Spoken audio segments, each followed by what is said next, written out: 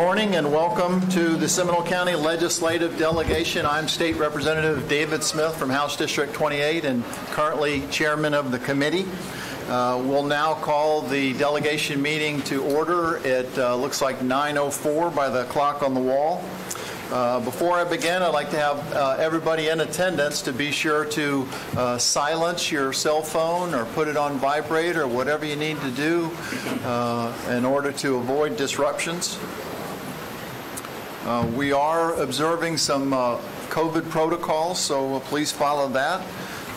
And we will begin now by asking Representative Joy Goff-Marcil to lead us in the Pledge of Allegiance. So if you'd all please rise and then remain standing for the invocation after. I pledge allegiance to the flag of the United States and to the republic for which it stands, one nation, under God, indivisible, with liberty and justice for all. Invocation by Representative Plakin. Please pray with me. God, we just thank you for this time to be together today, to honor you and service to you. We invite your presence, your Holy Spirit, into this room this morning. God, may all the decisions we make be guided by what's right and pure and of you. May we honor our constituents in listening to them today in the best way possible by having two ears and only one mouth to understand the concerns of our community. God, open our hearts as the leaders here to receive what we're going to be hearing today. We pray for our leaders of our country, from President Biden, Vice President, members of Congress, Senate, and leaders of all levels and public servants of all levels. God, may they respond to A, your will, and B, their constituents' will. Again, we invite your presence here this morning. Let these proceedings honor your will. We ask these things in Jesus' name, amen. Amen. Please be seated.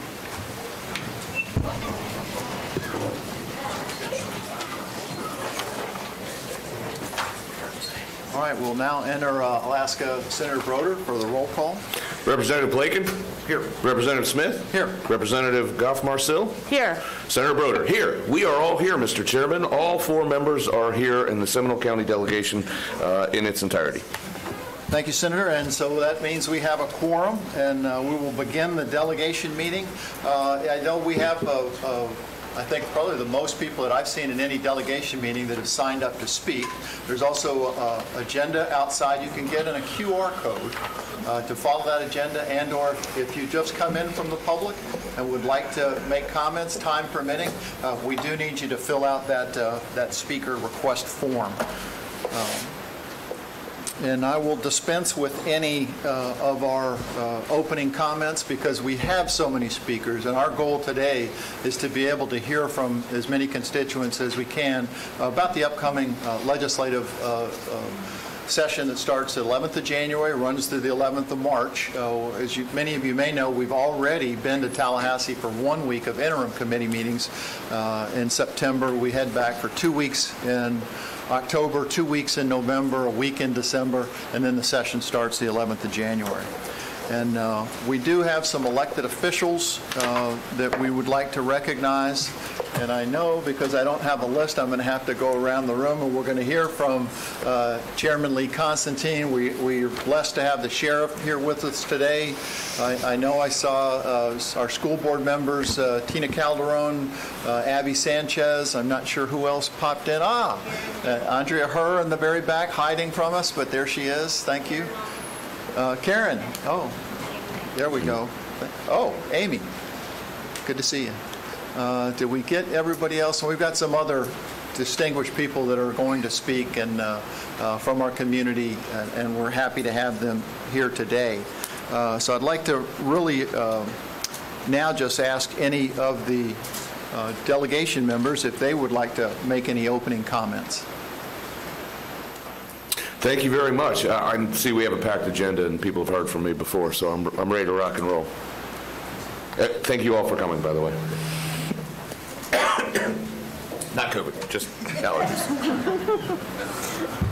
Go ahead. Thank you. Yes, I'm really looking forward to hearing from you all, and excited about the oncoming session.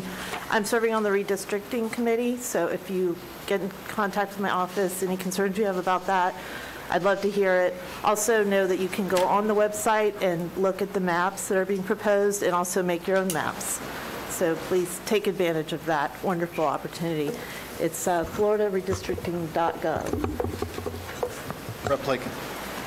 It's great to be here this morning. I believe this is my 13th delegation meeting, and this is my final session coming up this year.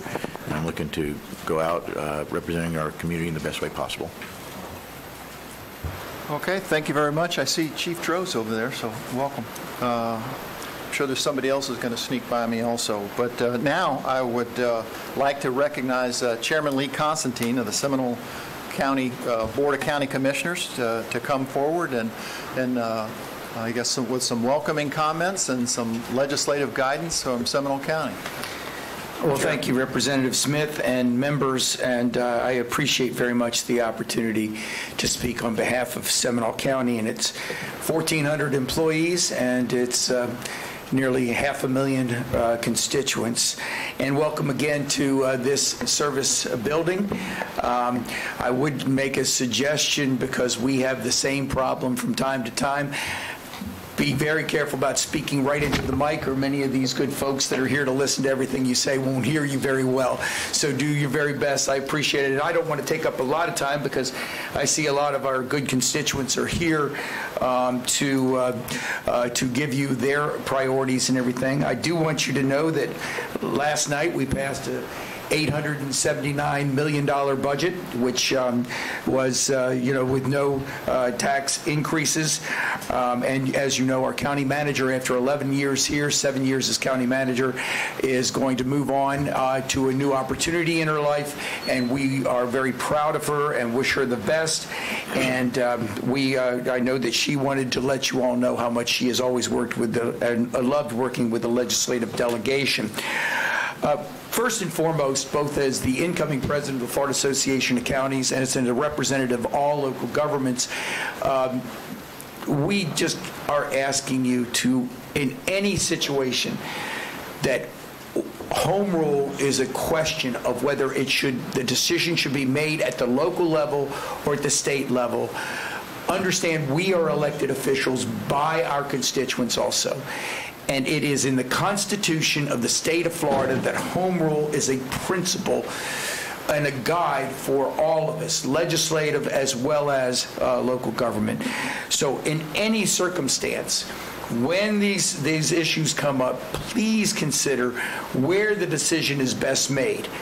Back home, for the people that were elected to make that decision, or in Tallahassee with folks that are only there for 60 days. And I know, I've been there, you have thousands of issues to consider, not just what happens in a particular county. And just because one county decides to be an incubator of a new idea does not mean we need a broad brush legislation for all 67 counties and 400 plus cities. We in Seminole County, as you know, our priority, we are in state court, we are in federal court right now to protect our right to vote in a rural boundary. And we find this is sacrosanct in Seminole County. And we are asking you, as our representatives, to make sure that you protect every single time if somebody might be coming up to try to take away our citizens' ability to vote in their protections of our rural boundary. We also support the public and the private funding for the construction of broadband infrastructure. We are taking a serious role in that, and we are asking the legislature, and I know you understand the seriousness of this role, especially during this pandemic, how important broadband to those underserved are, and it's critically needed throughout the state of Florida. As part of our ARPA funds, the county is hiring a consultant to further determine the county's needs for broadband and how we, with our private partners, can expand our services. And I want to thank all of you in the past. You have all been supporters and heroes of Lake Jessup. That is not an easy solution. We know that. I can tell you in 1992, I put in money to help clean up Lake Jessup. Just like Lake Apopka, which took and is still taking generations to fix. When we bought all the land around Lake Apopka in the legislature, Lake Jessup is going to be a decades-long cleanup project. But we have to start, and we have to start making significant input, and we appreciate very much. I don't have to tell you, red tide, blue-green algae has been there. And we are going, and just like Lake Monroe, just like Lake Howe, and we need the help in all of those water projects. Like many of the 67 counties, we support appropriation of the full amount of documentary stamps and the Skidowski Housing Fund. Affordable housing is one of our most critical issues. We have taken numerous steps and very creative steps to fund a trust fund, to eliminate impact fees directly related to affordable housing if there is a 30-year guarantee that they will remain affordable, but our own trust fund will pay back the impact fees for that. We are taking our steps that we can, but we need those dollars from the Skidowski Act to be brought back to the local government so that can help us in affordable housing. We are supportive of the E.E. Williamson Road Trail Connection project that many of you have supported in the past. We are strongly requesting operational improvements to the Kaiva Springs Road. Still, with that road has been difficult because you cannot expand it, so we need to make sure that we have the improvements to ensure that we have free flow of traffic. And, of course, again, you have all supported the Little Aquifer River restoration, and the county is requesting funds for ongoing maintenance of that river so that the invasive vegetation does not reestablish and native vegetation continues to flourish. Again, I want to welcome you to Seminole County. Thank you very much for listening to our constituents. And if I could just say one thing as a point of personal privilege. In the 18 years that I was in the legislature, I know how difficult your job is. I know that you're pulled in a number of different directions, and I know many times there are leadership issues that are involved. And I'll just give you one advice that I consider a great man who was in the legislature at the time when I walked in and became a mentor to me, and now is a state or a congressman, Daniel Webster. And he represented Seminole County at the time. We had 8 members of your delegation. You guys are really small now compared to when I was up there. But one thing he said to me when I first walked in the doors, he said, Lee, care about the policy and the process. The policy and the process. And if you do, and you become an expert at that, the power will come. And I'm afraid that we have put the reverse, where everybody tries to get power first and then worries about the process and the policy. The policy is what drives the legislature, and part of that policy is that local government is the closest to the people. And in the long run, the best government can be decided by the local people. Thank you very much, and thank you for being here in Seminole County. Thank you, Chairman Constantine. All right, now the minutes of the December 16th, 2020 meeting need to be approved. Every member of the delegation has had a copy of those minutes for some time, and can I get a motion to approve the previous minutes? So moved. All right, and then so the meeting minutes for 2020 have been approved and accepted. Our next section now is the election of delegation officers for the 2022 session, and I will pivot to Senator Broder for nominations for chairman. I'd like to nominate Chairman David Smith for another year at the helm. I'm shocked. Oh, thank you. And all in favor? Aye. All right. I'll second that, I guess. Second. Think we go. Okay. Well, now Vice Chairman, and I will nominate Vice Chair Plakin to remain for another term. Going to get a second to that. Second. All right. So approve. All in favor? Aye. Aye. And now our secretary, and I again would like to place Joy Goff Marcil's name as our secretary for another year. Can I get a second? Second. All in favor? Aye. Yay, there we go. See how this works? Like a fine Swiss watch. So the team stays in place, and we'll keep moving through the minutes or through everything, just so we can give as many people in the audience the time to speak today. And also like to just mention Commissioner Amy Lockhart joined us, so thank you. Good seeing you. All right. Local bills. We actually have no local bills before us today, but just to update the public, you may remember we had two bills up before us last year. The Snockwoggle, which was the water district board that was sent by Winter Springs, and then the local bill for the Geneva Cemetery. Both of those bills passed the legislature this last cycle, so an accomplishment there, but no local bills before us today. Now we will begin with speakers, and I would like to welcome Seminole County Sheriff Dennis Lima down to the podium to speak to us on what the Sheriff's Department's priorities for community safety and legislation are for the upcoming session. And the Sheriff will have 3 minutes, or as long as he needs. Yeah, well, thank you, Chairman. I may go briefly over 3 minutes, and I think the topic that I'm going to talk about is going to be incredibly important to you and everybody else in this room. I want to thank you all for your leadership, specifically Representative Scott Plakin and Senator Jason Broder, for always being there for us with our public safety needs year after year after year.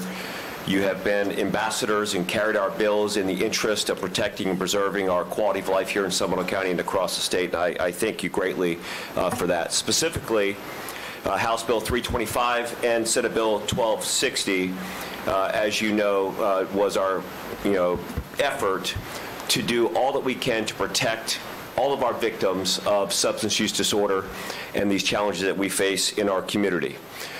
We've had such a wonderful partnership, actually serve as a national ambassador of the model that actually works here in Seminole County. And that really started with your effort, the $400,000 appropriation 2 years in a row to open up a first-of-its-kind Hope and Healing Center run by Advent Health.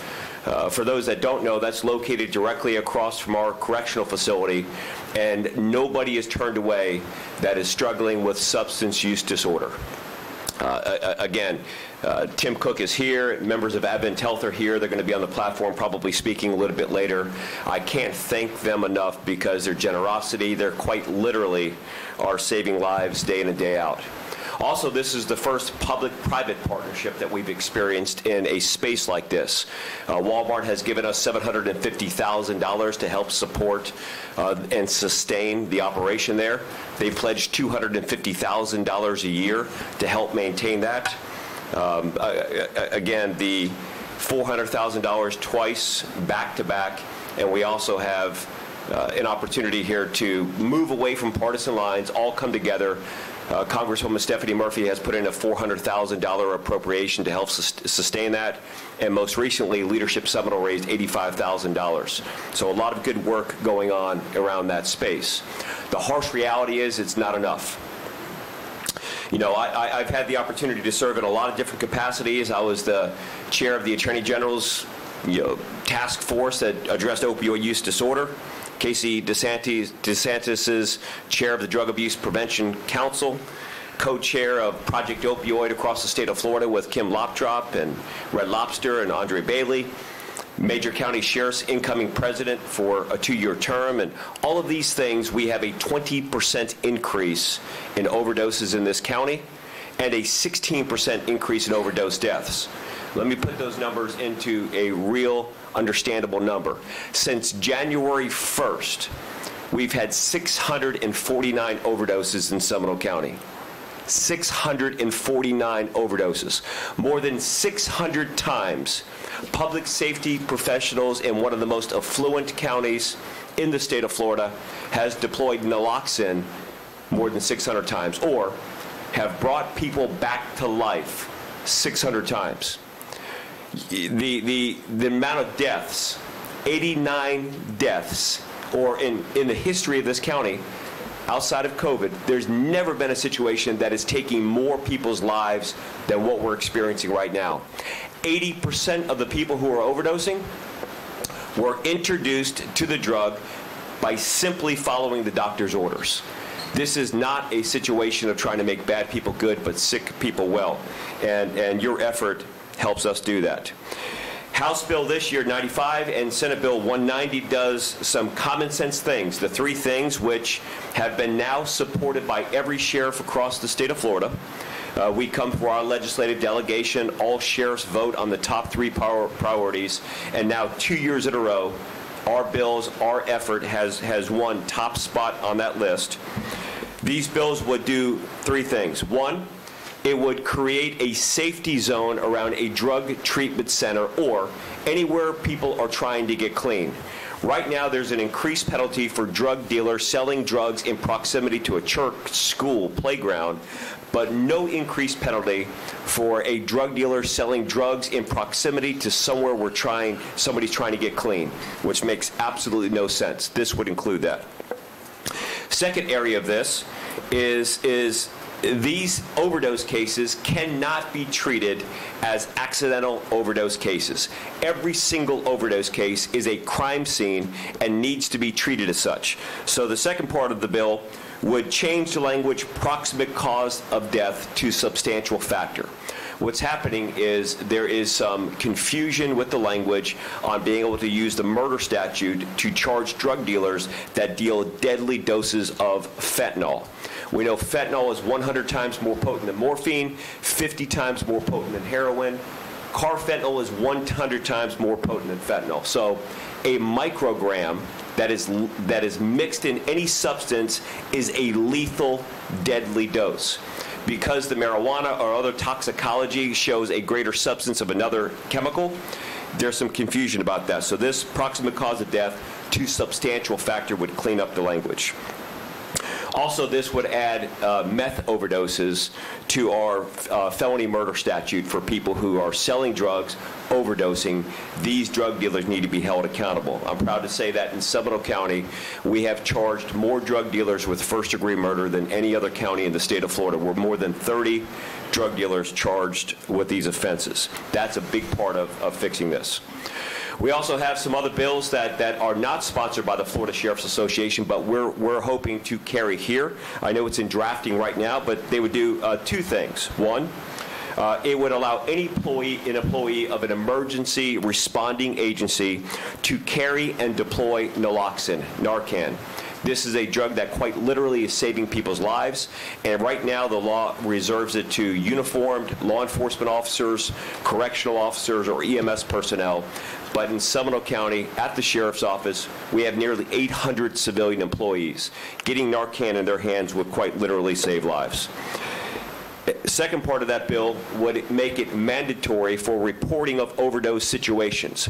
The number one predictor on whether or not somebody will overdose and die is whether or not they've overdosed and survived. Actually, if you overdose and you're revived with Narcan, you're taken to a local hospital and released back into the same community that you just overdosed in, you've increased your likelihood of overdosing and dying by more than 900 times within the next 12 months.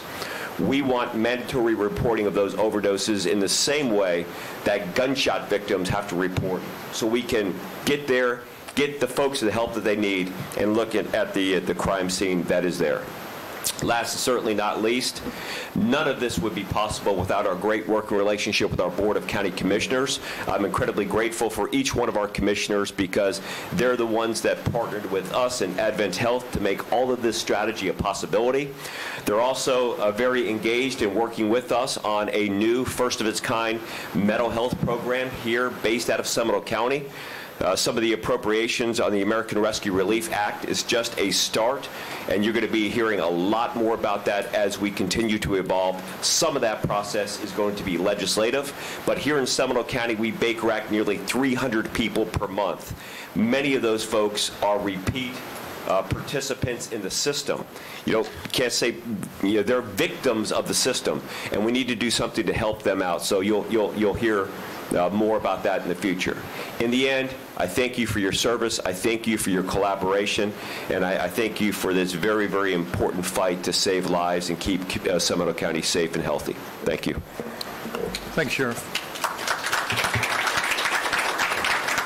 Senator Broder, you're recognized. Thank you. I just want to thank the sheriff for his leadership within his own association, coming in, being the incoming chair of the major counties, and participating with the Florida Sheriff's Association helps give us as a legislative delegation a really big seat at the table when it comes to law enforcement issues. I think the bill we talked about with proximate cause to substantial factor, it's all very medical examiner-ish.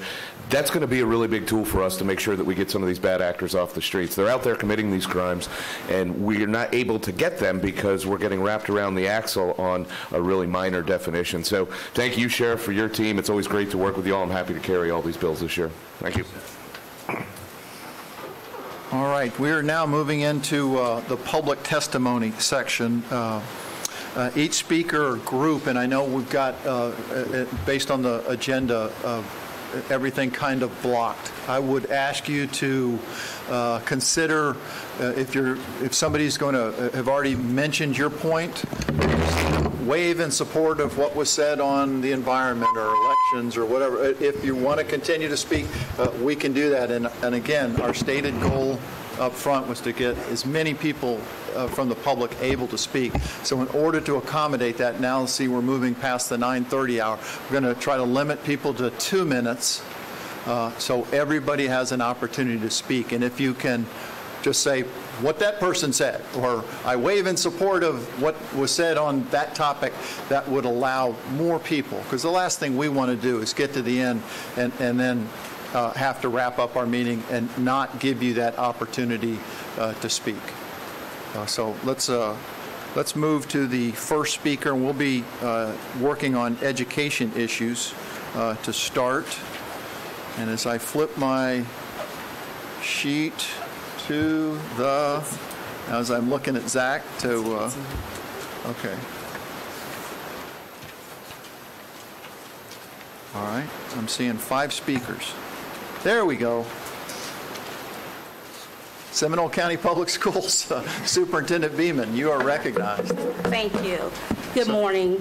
I am Superintendent of Seminole County Public Schools, Sarita Beeman, and I'm here on behalf of the School Board of Seminole County. And I want to start by first saying thank you for your support. Last year, this time, Dr. Walt Griffin stood before you and asked for your assistance in regards to the FSA and making sure that that only was used for individual instructional purposes for our students during our pandemic year. And that the district did receive that flexibility. It came from our commissioner, but we know that it's because of the support that you all provided, and we thank you for that. In Seminole County, we are not allowing the pandemic to derail our plans for innovation and opportunity for our students. And as you know, one of our primary goals of Seminole County is to prepare our students for college, career, and citizenship post-graduation. So within Seminole County, we've created education pathways, and that's across the district to prepare our students for their future. The Academy of Health at Seminole High School is a prime example of the e-pathways model. That academy began in 1993 as a school within a school with just 75 students. It was the very first magnet in our district. And 28 years later, more than 800 students are graduating from that program and going out to become future doctors, nurses, and healthcare professionals. So we are looking now to revitalize that program so that our students can be viable candidates in the healthcare workforce. They need to have the experiences for authentic, real-world scenarios and practice using industry-standard technology that is currently utilized by our hospitals, by our doctors' offices, and our healthcare facilities. So we'd like to request your support in reimagining and upgrading our healthcare academy for our students. The school board is requesting your assistance in creating employment opportunities by funding our healthcare academy in the amount of $3 million. We thank you for your support. and we thank you for your service. Any questions? Thank you for your time. Okay, thank you. And making her way down to the podium, Dr. Lorenz, and just congratulations again for your, as the Aspen Fellow, is that Yes. the appropriate? Yes, thank you. A national recognition of your excellence. Thank you very much. Before I begin, I'd like to recognize the Chair of our Board of Trustees, Amy Lockhart, who's here with us today, and our Vice Chair, Bob Cortez. He's right there. And I believe those are the only board members here this morning. So thank you for this opportunity to present our legislative priorities for the 2022 session. First, I want you to know how very proud I am of what our college community has achieved. We are the workforce engine for Seminole County with over 200 degrees and certificates and a job placement rate of 95% for our AS graduates. And we've been recognized as a college as one of the top 150 colleges in the country by the Aspen Institute. And we continue to respond exceptionally well to the pandemic, offering our students a variety of learning options to continue to accelerate towards their academic goals. This past year, we developed our own rapid skills program, enabling 430 students to earn certificates in high-demand fields in 18 weeks or less, free of charge via COVID relief funding that came from Seminole County. We're the lead college for the Skill Up Florida initiative in Central Florida, and we've recently partnered with Orlando Health to help educate their employees. But of course, challenges lie ahead, and this is where we need your support, particularly in increases in our required costs to continue operations. Our rising state-required employer retirement contributions have not been funded for the third year in a row, and we've not received funding to restore catastrophic loss reserves due to our system's previous hurricanes, losses, and claims for our risk management consortium. For Seminole State, this is $320,000 that we need to cover annually as mandatory operating costs to continue. And as you know, we continue to advocate for the restoration of the PICO, sum of the digits, critical deferred repair and maintenance funding. This year, Seminole State is pursuing twin workforce priorities in support of the construction trades and our allied health programs. And our top two requests are PICO money to renovate Building D and money to begin a second building at our Altamont campus, again, to support those allied health fields. So we thank you for listening and for your ongoing advocacy for the college and for your service to Seminole County. Thank you. Any question? Thank you very much. And you're not Dr. Cartwright. Hello, Janet. I'm not, and he apologizes. He would be here, but he's on an airplane. So Not that old travel excuse. issues. So anyway, Janet Owen, Vice President for Government Relations at University of Central Florida. Good morning, and thank you. On behalf of 70,000 UCF students, 12,000 faculty and staff, and the Board of Trustees, we have a former trustee here. I'm sorry. Dave Walsh. Dave Walsh, exactly. Anyway, thank you very much for this opportunity. President Cartwright does look forward to meeting with you all individually to talk about the progress that UCF is experiencing. We're super excited. Again, this year we are on track to graduate another 17,000 students, which we do every year. They're ready to enter the workforce as employees or entrepreneurs who provide opportunities for others. In fact, 94% of UCF's most recent graduates had an immediate plan for either employment or graduate school as they walked across the stage. We continue to grow the talent that fuels Florida's economy. 90% of our graduates remain in Florida, and 73% remain in the 11-county region that we call Central Florida. There are over 37,000 UCF graduates living in Seminole County, and we're blessed to have over 5,000 of your students that are currently working towards a degree at UCF.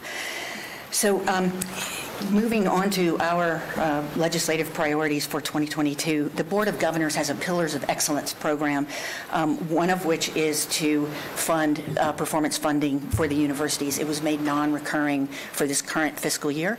It represents a large percentage of the base budgets of the 12 universities. All 12 get to participate in that fund, so we would ask that you consider restoring that to a recurring line. Another aspect of the BOG's Pillars of Excellence is what's called Universities of Distinction, money for the 9 universities that aren't preeminent. And so with an allocation of over $21 million, UCF would drive even more discoveries and advances to support a wide variety of high-paying, high-value industries in areas such as cybersecurity, space, defense, engineering, power systems, and entertainment and tourism. We would also increase the quantity and diversity of 21st century workforce preparedness and desperately needed STEM talent. We look to advance medical education and healthcare in Central Florida to improve public health. A $5 million recurring appropriation would allow us to hire crucial clinical and research faculty to better prepare our graduates, build more residencies and fellowships to address Florida's physician shortage, and to lead the work in emerging cancer research and treatment. Finally, in service to our increasing number of veterans and first responders, active duty personnel, and others suffering trauma, we request $515,000 in recurring support for vital, no-cost treatment provided by the UCF PTSD Clinic, which notably provided mental health support to first responders at the condo collapse in Surfside this year. With regard to critical deferred maintenance, we also have issues with a biological sciences building renovation. We're number 2 on the BOG PICO list of priority for that, over $15 million, and a chemistry building renovation project. As always, happy to provide more detail on these initiatives when we have more time. Thank you. Thank you. And now Jean Van Smith works down to the podium. The Foundation for Seminole County Schools is the Executive Director, and you are recognized. Good morning. Thank you, Chair Smith and delegation members. As you know, the Foundation is a nonprofit 501c3 with the mission to enhance education in Seminole County Public Schools. Since 1987, we've raised and distributed over $50 million to support students and teachers, and 90% of all of our funding goes directly to programs. Some of our programs include a free teacher resource store, the Take Stock in Children mentoring program, arts funding, classroom grants, and supporting the priorities of the school district, such as STEM and career technical education. One key to our success is being able to leverage the School District Education Foundation matching grant funds. I want to thank you all because I know you advocated for this program and it was funded $6 million last session. That has a big impact to us locally. Here we receive $130,000 of that funding, which is matched dollar for dollar, doubling your investment. We use this money to fund impactful projects such as the SCPS Physics Bus program. The buses make scheduled stops at all SCPS elementary schools to give 4th and 5th graders hands-on STEM experiences to develop critical math skills. The bus introduces students to physics and its relation to math in a hands-on way that's fun and challenging for the students. The goal is to build skills in math and STEM, as well as increase interest in future STEM careers. It's programs like these that help make SCPS #1 in the state for STEM. Statewide, the $6 million is supporting education foundations across the state. The funds are flexible, focused, and accountable because we are required to report on our outcomes to the state. So my ask, it's an easy number, $6 million. We're not asking for an increase, just hope that you make this a priority. I know you all support education to continue to fund students and teachers. If you have any questions about this, feel free to reach out to me, and I'm always happy to show you firsthand how these dollars are making a difference. Thank you very much. And next, we've got Dan Smith. I didn't see, there we go. All right, please come on up from Seminole Education Association. I know there's a handout on some legislative priorities that we all have, and I don't believe they've changed since we met 2 weeks ago, so it looks like the same document. So you're recognized, sir. That is correct. It hasn't changed. The exception being our plea for ending high-stakes testing. Thank you very much. My name is Dan Smith. I'm a teacher with Seminole County Public Schools, and presently I serve as the president of the Seminole Education Association. Thanks for allowing me to speak this morning. For a profession that really didn't change a whole lot in the first 250 years, the last 20 years, well, came back at lightning speed. So there's been monumental changes, multiple changes, well, now annual changes. One thing that might be positive, if I dare say that about the COVID experience, it's got the anxiety of the summertime, fall concerns of the legislative session that comes up from the teachers. We were distracted a little bit. I think you do have a copy, and if not, it's similar. I'd like to speak on the 5 critical priorities that the Florida education system has put in to consider for legislation. And, well, you have it, so I'm not going to read the whole list off. But just looking at first, number 1 and 2, investing in public school employees and allowing for experienced teachers to have extended contract. For number 1, investing in the public school employees, Florida is one of the wealthiest states in the nation, it's the 3rd largest in the country population-wise, yet the teachers and the staff professionals are still being paid low, probably 49th in the nation on an average basis. We're grateful, very grateful, of the governor's investment last year of putting money into the salaries. We really do appreciate that. However, not to skip around, but we would like that to be local control, looking towards the future. We wound up front-ending the teachers, and it's disheartening for some of our veterans, and that was some of the concern that they had, was that they might be getting a couple of $100 opposed to $6,000 for somebody in the first year. Likewise, we are hoping that you can consider ending the 1 year for the annual contract and allowing the districts to work with the teachers to come up with a plan to get them multiple year. Thank you so much for your time. I appreciate it. Thank you. We will now move into the children and family issues, and we're going to hear from Embrace Families first. And Sarah, you'll be followed by Children's Home Society. So and then the Howard Phillips Center is on deck. Hey, good morning, everyone. You're recognized. Thank you. Good morning, Chairman and the Honorable Delegation. First off, I want to say thank you for your support and advocacy for foster youth. You all have been fierce advocates, not only for Seminole County, but across the state of Florida. Specifically, Senator Broder, we want to thank you for your coordination of care and constantly improving our system. With that being said, we are going to be bringing our advocacy for children in permanent guardianship to receive full services of our Child Welfare Specialty Plan. This was an oversight when the program was created, as you all know, to get these children needed access to services that are included in our specialty plan, but also have the full breadth of what is in that overall service plan for all foster youth as a whole. Representative Smith, we want to thank you for your support, again, of helping us with Pathways to Home. As you all know, this has been a program here in Seminole County that's helped hundreds of families, so we're looking forward to working with you in that appropriations request as we expand our services in Orange, Osceola, and continue our great work in Seminole County. And we also want to thank you, as we are supportive of your expungement bills that you've just filed recently. We believe those children also deserve a second chance, and as they head into adulthood and getting the next layer of the next layer of services that they need with that. So we're here for any questions, and thank you again for all you do for Seminole County. Thank you. Yeah. Any questions? No? Okay. Children Home Society of Florida. Sherry Gonzalez. There we go. You're recognized. Next up, Howard Phillips. Thank you so much. Good morning, members. It's a pleasure to be here.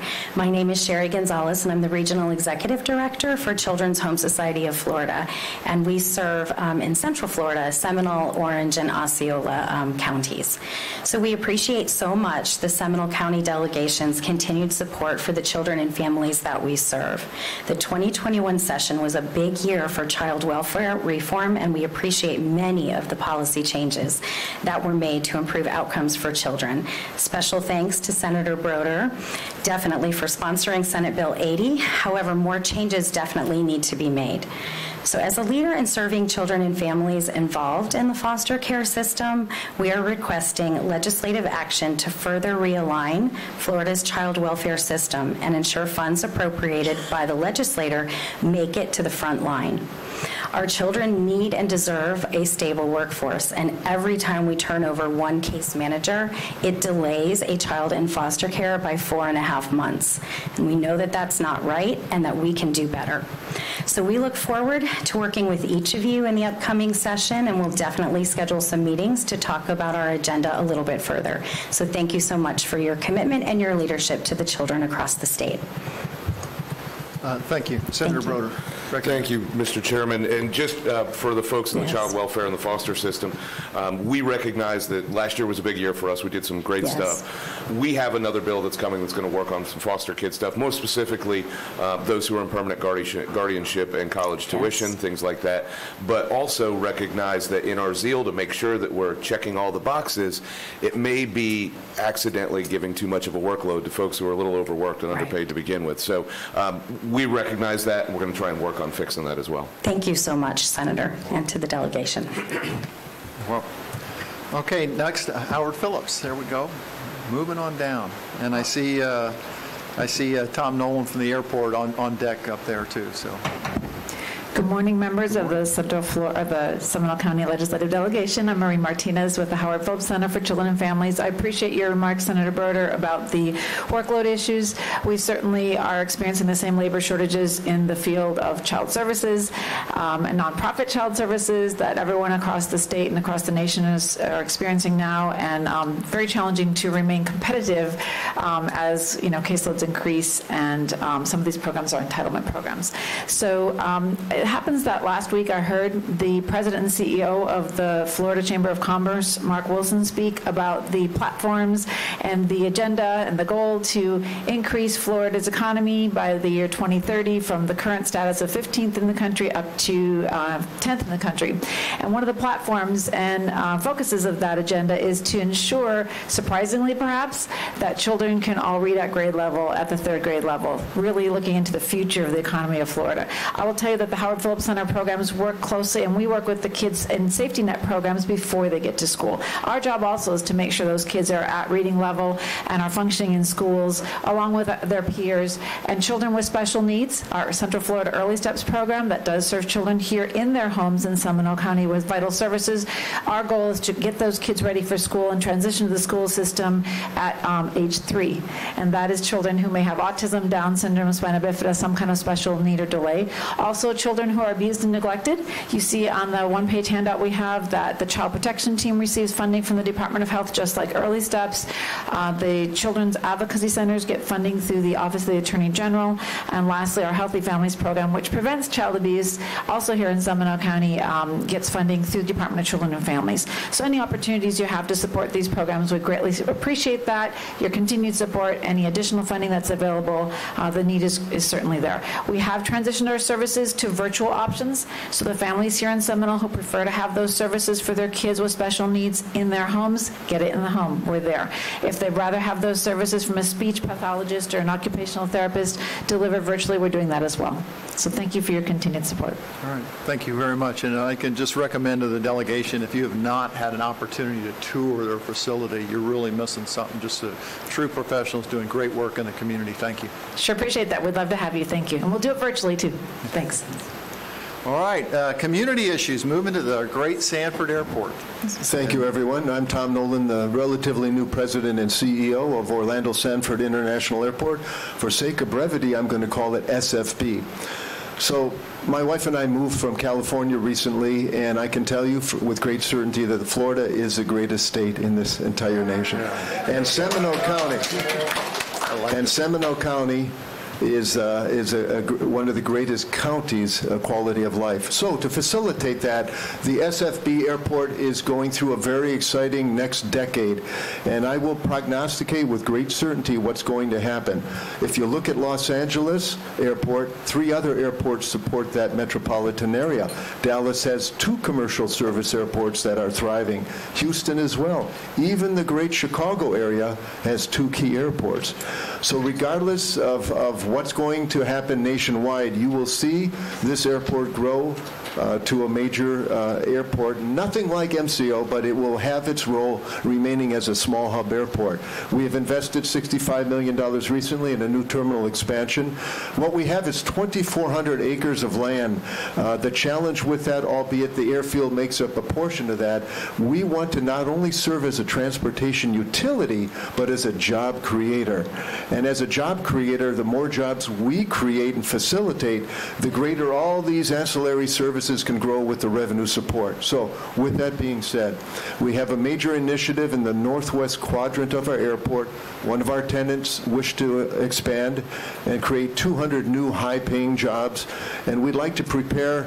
That ground right now is not shovel-ready, and we want to make it shovel-ready. Unfortunately, that project is about $3.5 million, so we would be asking, in addition to the FDOT funding that we get on an annual basis, to use some economic development funds to help us get a start on that and really become a great economic generator for everyone. Thank you. We stay on time at airport, so thank you very much. Thank you, Tom. All right.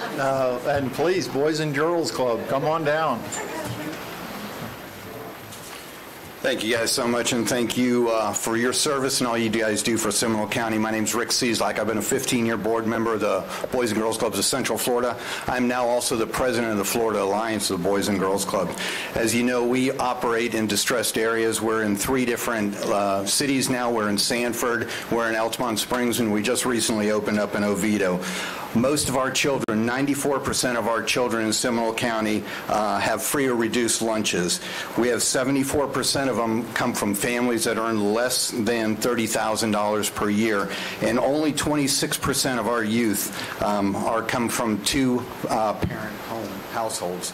So, you know, those are the kids that are less likely to graduate, to go through college and further their education. A lot of times they're the ones that get in trouble. So we keep them off the streets from when they get out of school from 3 until their parents come home from school. We did an impact study. The impact study shows that for every dollar that's invested in Boys and Girls Clubs of Central Florida, you get a $9.60 return. So last year we had 94% of our clubs, high school seniors that graduated. 94% of them graduated high school. 87 of them either entered college, they went to a VOTEC school, or they went into the U.S. military. And then we had 13% of them, the remaining of those, all went into the workforce. So they all came out with a post-graduation, of what they were going to do and what's going to happen next. As I mentioned earlier, I'm part of the Florida Alliance. We represent 243 sites throughout the state of Florida, and that includes military bases too. We have over 200,000 members. Our ask this year is going to be for $12 million. That $12 million is going to come from the Department of Education, Department of Juvenile Justice, and also from the state opioid prevention. I would like to thank personally Senator Broder, who sponsored our bill for opioid, and also Representative Plankton that sponsored our bill on the House side too. They've both been champions for us in the Boys and Girls Club. They know what good we do for our community, and we appreciate all you guys do. So thank you. If you have any questions. Thank you very much. Habitat for Humanity is coming down, and we'll shift gears after Habitat into health issues, and Tim Cook making his way down. All right. You're recognized. Thank you. Good morning. I'm Kelly Pashada, the Chief Operating Officer of our local Habitat affiliate here. First of all, I want to thank you all for your continued support of affordable housing and explicitly the SHIP program. And I'm not going to go into a lot of detail. I'm going to listen to what you said and piggyback off of what Commissioner Constantine said. So thank you for stopping the sweep. So I'll just leave it with that. With that, our local Habitat affiliate, we are celebrating our 30th year this year. And this past Saturday, we just dedicated our 200th home here in Seminole County. And with that, in that time, that includes 242 adults and 333 children that we have served right here in our backyard. They now have the stability of having a safe, decent place to live. In our last fiscal year, we completed 7 homes, and just to give you a little bit of an input, that was a $12.4 million economic impact back into our community, and that's one of the things that Habitat for Humanity provides. We are a good investment because we leverage every dollar that we get between private and public funds, and usually our match is about 1 to 7. However, we still have a crisis in Florida. In Florida right now, there are 1 in every 6 households that pay more than 50%. That's Florida. Seminole County, 1 in 7 pay more than 50% of their gross monthly income. The specific thing that I wanted to talk about very quickly is another crisis that we have right now is homeowners insurance. And I can just have 3 quick examples. Families that a year ago paid $673 are now paying $1,103 for homeowners insurance. This is a travesty. because for any homeowner it is, but when we're trying to break the cycle of poverty, we need to do something and address the issue with what's happening with insurance in the state of Florida, and I'm asking for your help. I'm happy to talk to you guys later on about this, but this is something that we need to address as a community, as a state. Thank you. There. Senator. Yes. Thank you, Mr. Chairman. We recognize the homeowners insurance issue. For the folks that are listening, I'll tell you a little bit about how bad it is. Florida experiences 7% of all claims in the United States. Makes sense. We live in a high storm area. You would think statistically we'd around 2 to 5, but 7's good. We are home to more than 70% of all the litigation in the U.S. And so we have a climate that doesn't support insurance companies wanting to be here. And that's part of what the cost driver is. So we're working to make sure we change that climate so that we come closer into line with what our actual claims are. And we appreciate that, and we're happy to partner any way we can to assist with that. Thank you all very much for your time. Thank you very much. Tim Cook from Advent Health, CEO. Good morning, honored delegates. Thank you for the opportunity to take a few minutes. You would be disappointed if I didn't talk about COVID, I'm sure. But I do want to bring encouraging news, which isn't always what I have brought over the last couple of years. We are seeing what you see in the reports are true, and we're experiencing it. A significant decline of hospitalizations and infection rates throughout the county. It's very, very encouraging. But it was bad. I don't want to let you miss that opportunity because I want to share some learnings with you over the last couple of years. We had as high as 158 hospitalized patients at one point at Altamont. Now today we're at 35, so you can see that it's moving in the right direction. One of the things that we learned that I would expect would come before you in some form is as the surge has happened, the need for innovation and technology and different approaches to taking care of people so they don't just get backed up in a hospital. You're going to see, I think, more and more discussion about that, and we'll need your help, and we want to serve as a resource as you go through those discussions. Staffing is something that you've heard about. It is a real problem. We all knew nursing was going through a shortage. COVID literally just pushed it over the edge. It's a national problem. It's very acute here in Seminole County. We're going to need lots of innovations and ways to support that, and I would just encourage you as legislators, anything you can do to affirm and support nursing in our county and in our state will be encouraged. These truly are the heroes of the COVID experience. These people bore the real burden of care at the direct front lines. The nurses did. Mental health clearly has spilled out, and you're going to hear more about that. I won't mention it other than the fact that it is acute in the caregiver community. These folks have really been through a battlefield, and they are dealing with lots of areas of PS, post-traumatic stress. So we want to continue to support them in any way that we can. Finally, thank you for your appropriations and help with the Hope and Healing Center. The sheriff did a great job. He's a great partner. The county's a great partner. You have been great partners. We've had over 100 people go through that since March. The small 10-bed facility has an average daily census of 9, so you can see that it's really full. So thank you again for your support. We appreciate it very much. Senator. Sorry. Thanks. Just to address a couple of things. For the nursing shortage, we are at the state level aware of that, and some of the things that we're doing, and I've talked to Tim about it and some of the other hospital leaders in the area, is we're trying to make sure that licensure for nurses that have retired and want to come back aren't as onerous, so that we have access to some folks who may have left the profession for the above mentioned reasons, and making it easier for them to come back or to travel from out of state. For those who are coming in from elsewhere, and we know that Florida's still receiving 1,000 people a day moving here, we want to make sure that those folks can get right to work and be part of the workforce. So we're working with that. Call if you have any of those. And with the mental health, I'm doing a telehealth modernization bill this year so that hopefully we can get greater access at a lower cost for those folks. So trying to get on top of it. Rep. Plake, can you recognize? Just briefly, and for many years the Altamont campus of Seminole State College has had the single building, so we're taking steps this year to try to get the ball rolling on the second building, which would be sort of like a twin building, to expand the nursing out there. So that would be a major step. So this year will be, God willing, the first step to really making that start to go. All right. Next up, Central Florida Cares Health System. Ms. Munoz, you're recognized. Good morning. My name is Nicori Munoz. I am the Chief Integration Officer at Central Florida Cares Health System. We are one of 7 managing entities in the state of Florida who oversees the state-funded mental health and substance use treatment services. We cover Brevard, Orange, Osceola, and Seminole counties. We contract with over 30 organizations who provide these services to the uninsured or underinsured. CFCHS and our provider network have been able to positively impact thousands of individuals' lives through behavioral health services such as care coordination, children's mobile response teams, opioid medication-assisted treatment programs, peer recovery support services, to name a few. CFCHS manages funding of programs that assist individuals in recovery to successfully maintain in the community rather than more intensive and more costly services. Now with the COVID pandemic, these services are in greater need, with statistics such as 1 in 5 adults experience mental illness, 17% of youth experience mental health disorders, 13% of adults report new or increased substance use due to COVID stressors. Overdose deaths have increased 60% for 18 to 24-year-olds and 20% for 45 and older. Through closures and quarantine mandates, our provider network was able to quickly switch to telehealth services in order to keep capacity available for these services. Last state fiscal year, our network served approximately a little over 27,000 distinct individuals in the COVID-19 environment. Of those, a little under 4,000 were Seminole County residents. We understand the budget constraints that you will be facing this year, just as last year.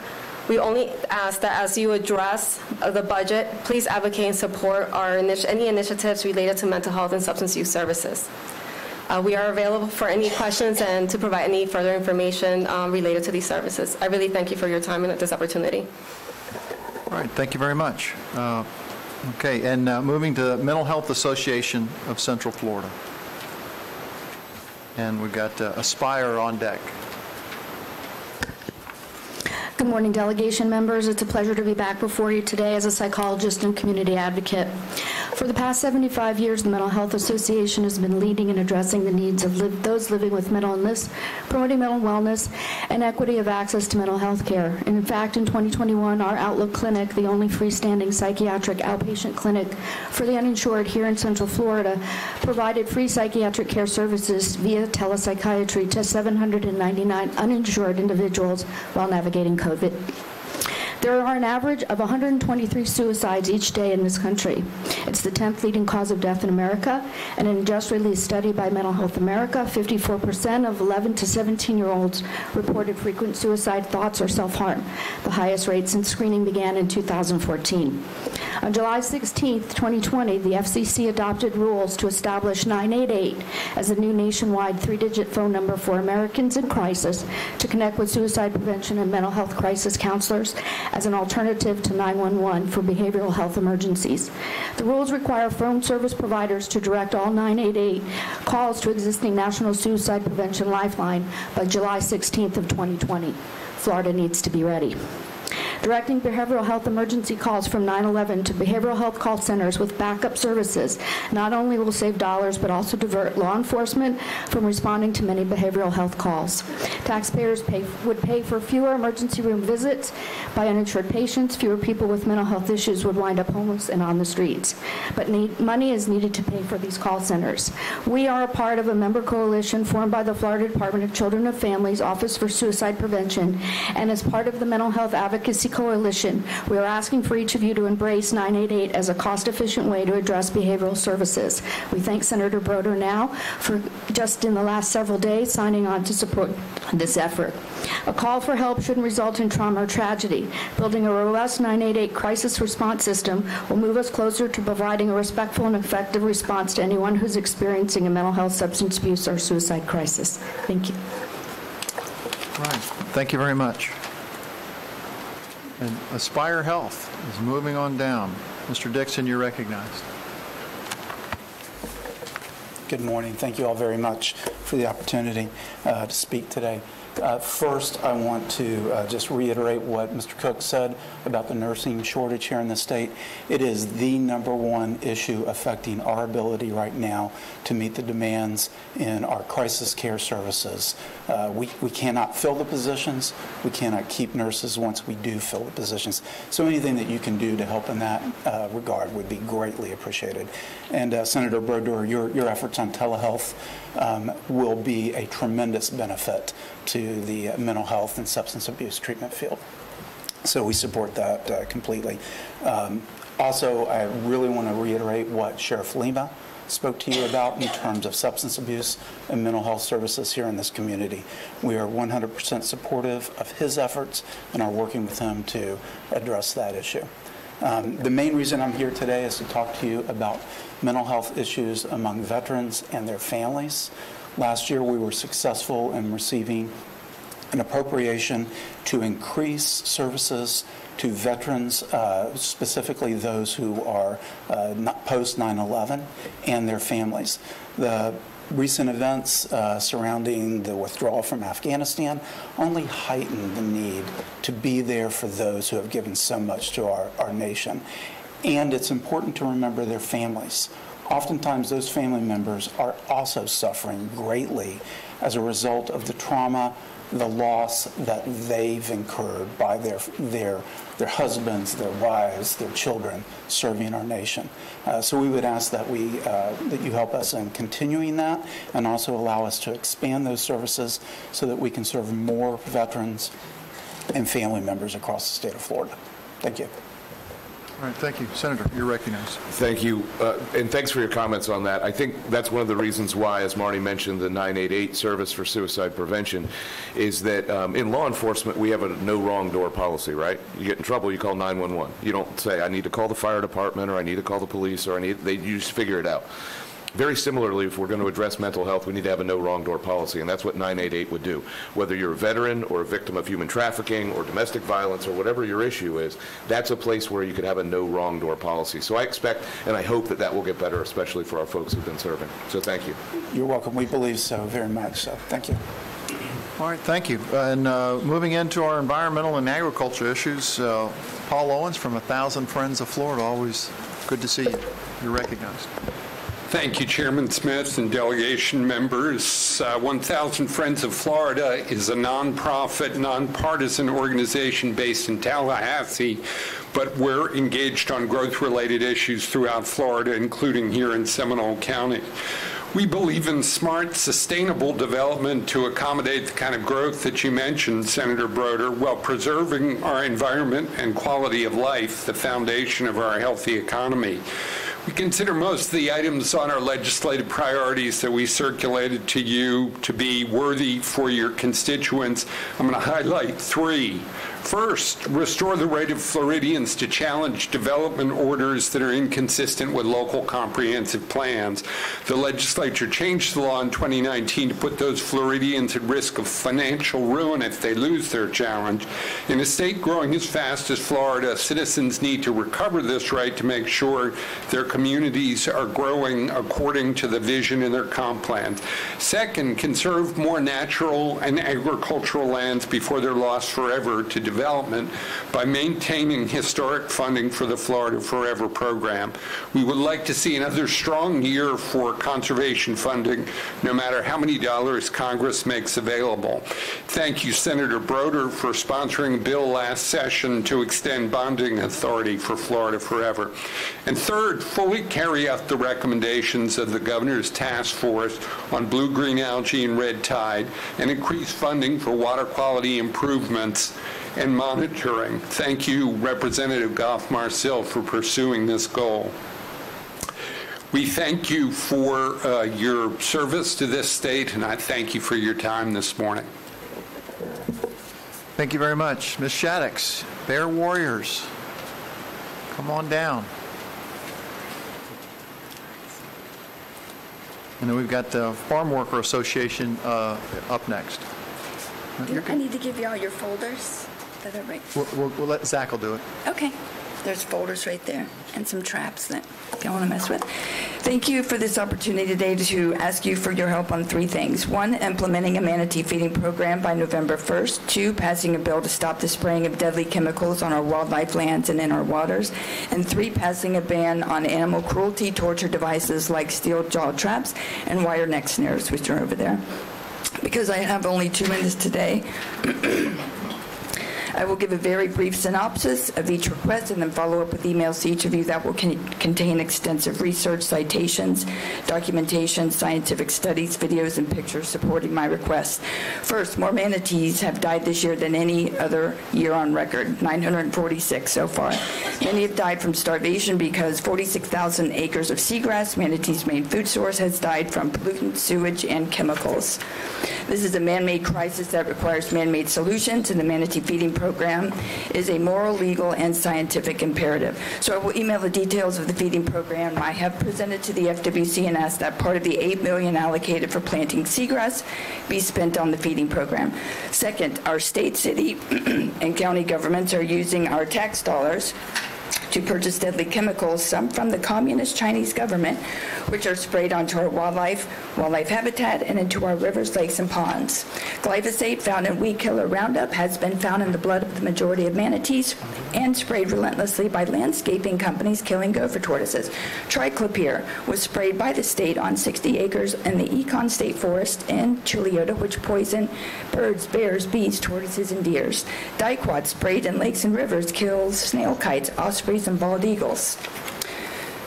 Third, trapping is a cruel and dangerous activity threatening wildlife, humans, and companion animals. In your folder, you will find graphic pictures of animals that have been maimed and killed in traps, including a dog, a gopher tortoise, Florida panther, and a bear. The bear lived in Longwood and became entangled in a wire neck snare, commonly used to strangle coyotes to death. The bear was able to break free but ran frantically in excruciating pain, gasping for air across Markham Woods Road, where a car smashed his face and killed him. When biologists arrived to collect his body, the wire snare was embedded deeply in his neck that it nearly decapitated him. Please stop the torture and cruelty by passing a law banning the use and sale of traps and snares in Florida. And thank y'all for the bear strap program allocation. Sorry you got vetoed, but thanks for all your support and help on the wall. I know you did try, and I very much appreciate it. I was going to make y'all some cookies today, but I didn't have time. Thank you. Thank you. Senator, you're recognized. Thank you. One of the things I forgot to mention, I have the pleasure of serving as the Chair of Environment and Natural Resources this year. And yesterday, I spent the day with Fish and Wildlife, St. John's Water Management District, and the Department of Environmental Protection in Mosquito Lagoon looking at the seagrass. This is a once every, it's forever event. It's been declared a national emergency, the manatees that are dying. And we have a long-term, a short-term, and a medium-term problem with the seagrass and the manatees. And so I just want to tell you, we've got a plan for all of those things. And it's really going to be done in conjunction with not only the state, but Brevard County and some of the other entities. We really have a multi-jurisdictional issue. And it's between phytoplankton and seagrass and feeding the manatees. It all has to do with the macronutrients that are coming in, and so we need to stop those sources so we stop that rotation happening. So just on that issue, I can give you confidence we're working on it. Awesome. Thank you. Yeah. All right. Farmworker Association of Florida. You're recognized, sir. Good morning. Thank you very much for allowing me to speak here today. The Farmworker Association of Florida is a grassroots organization throughout the state of Florida. We have 5 offices. Our main office is in Apopka. There are 3 things I want to talk to you about today. One is heat stress. It's getting hotter every day, and as we all know, farm workers work outside, and they're telling us they don't need the scientists to tell us that it's getting hotter. It's getting hotter, and they tell us it's getting hotter every year. And we're seeing more cases of acute kidney disease in some studies that we have collaborated on with some research universities. So right now there is no legislative protection for farm workers, and that's what I'm here to ask you for today, that you consider some legislation to help protect farm workers with some enforcing mechanisms. And we're specifically asking for the OSHA recommendations of water, shade, and scheduled breaks.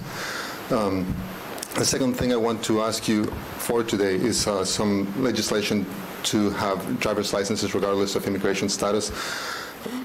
Most of our members do not have an immigration status, and they are law-abiding people otherwise. They just want to get to and from work without having to worry about being pulled over and being separated from their families.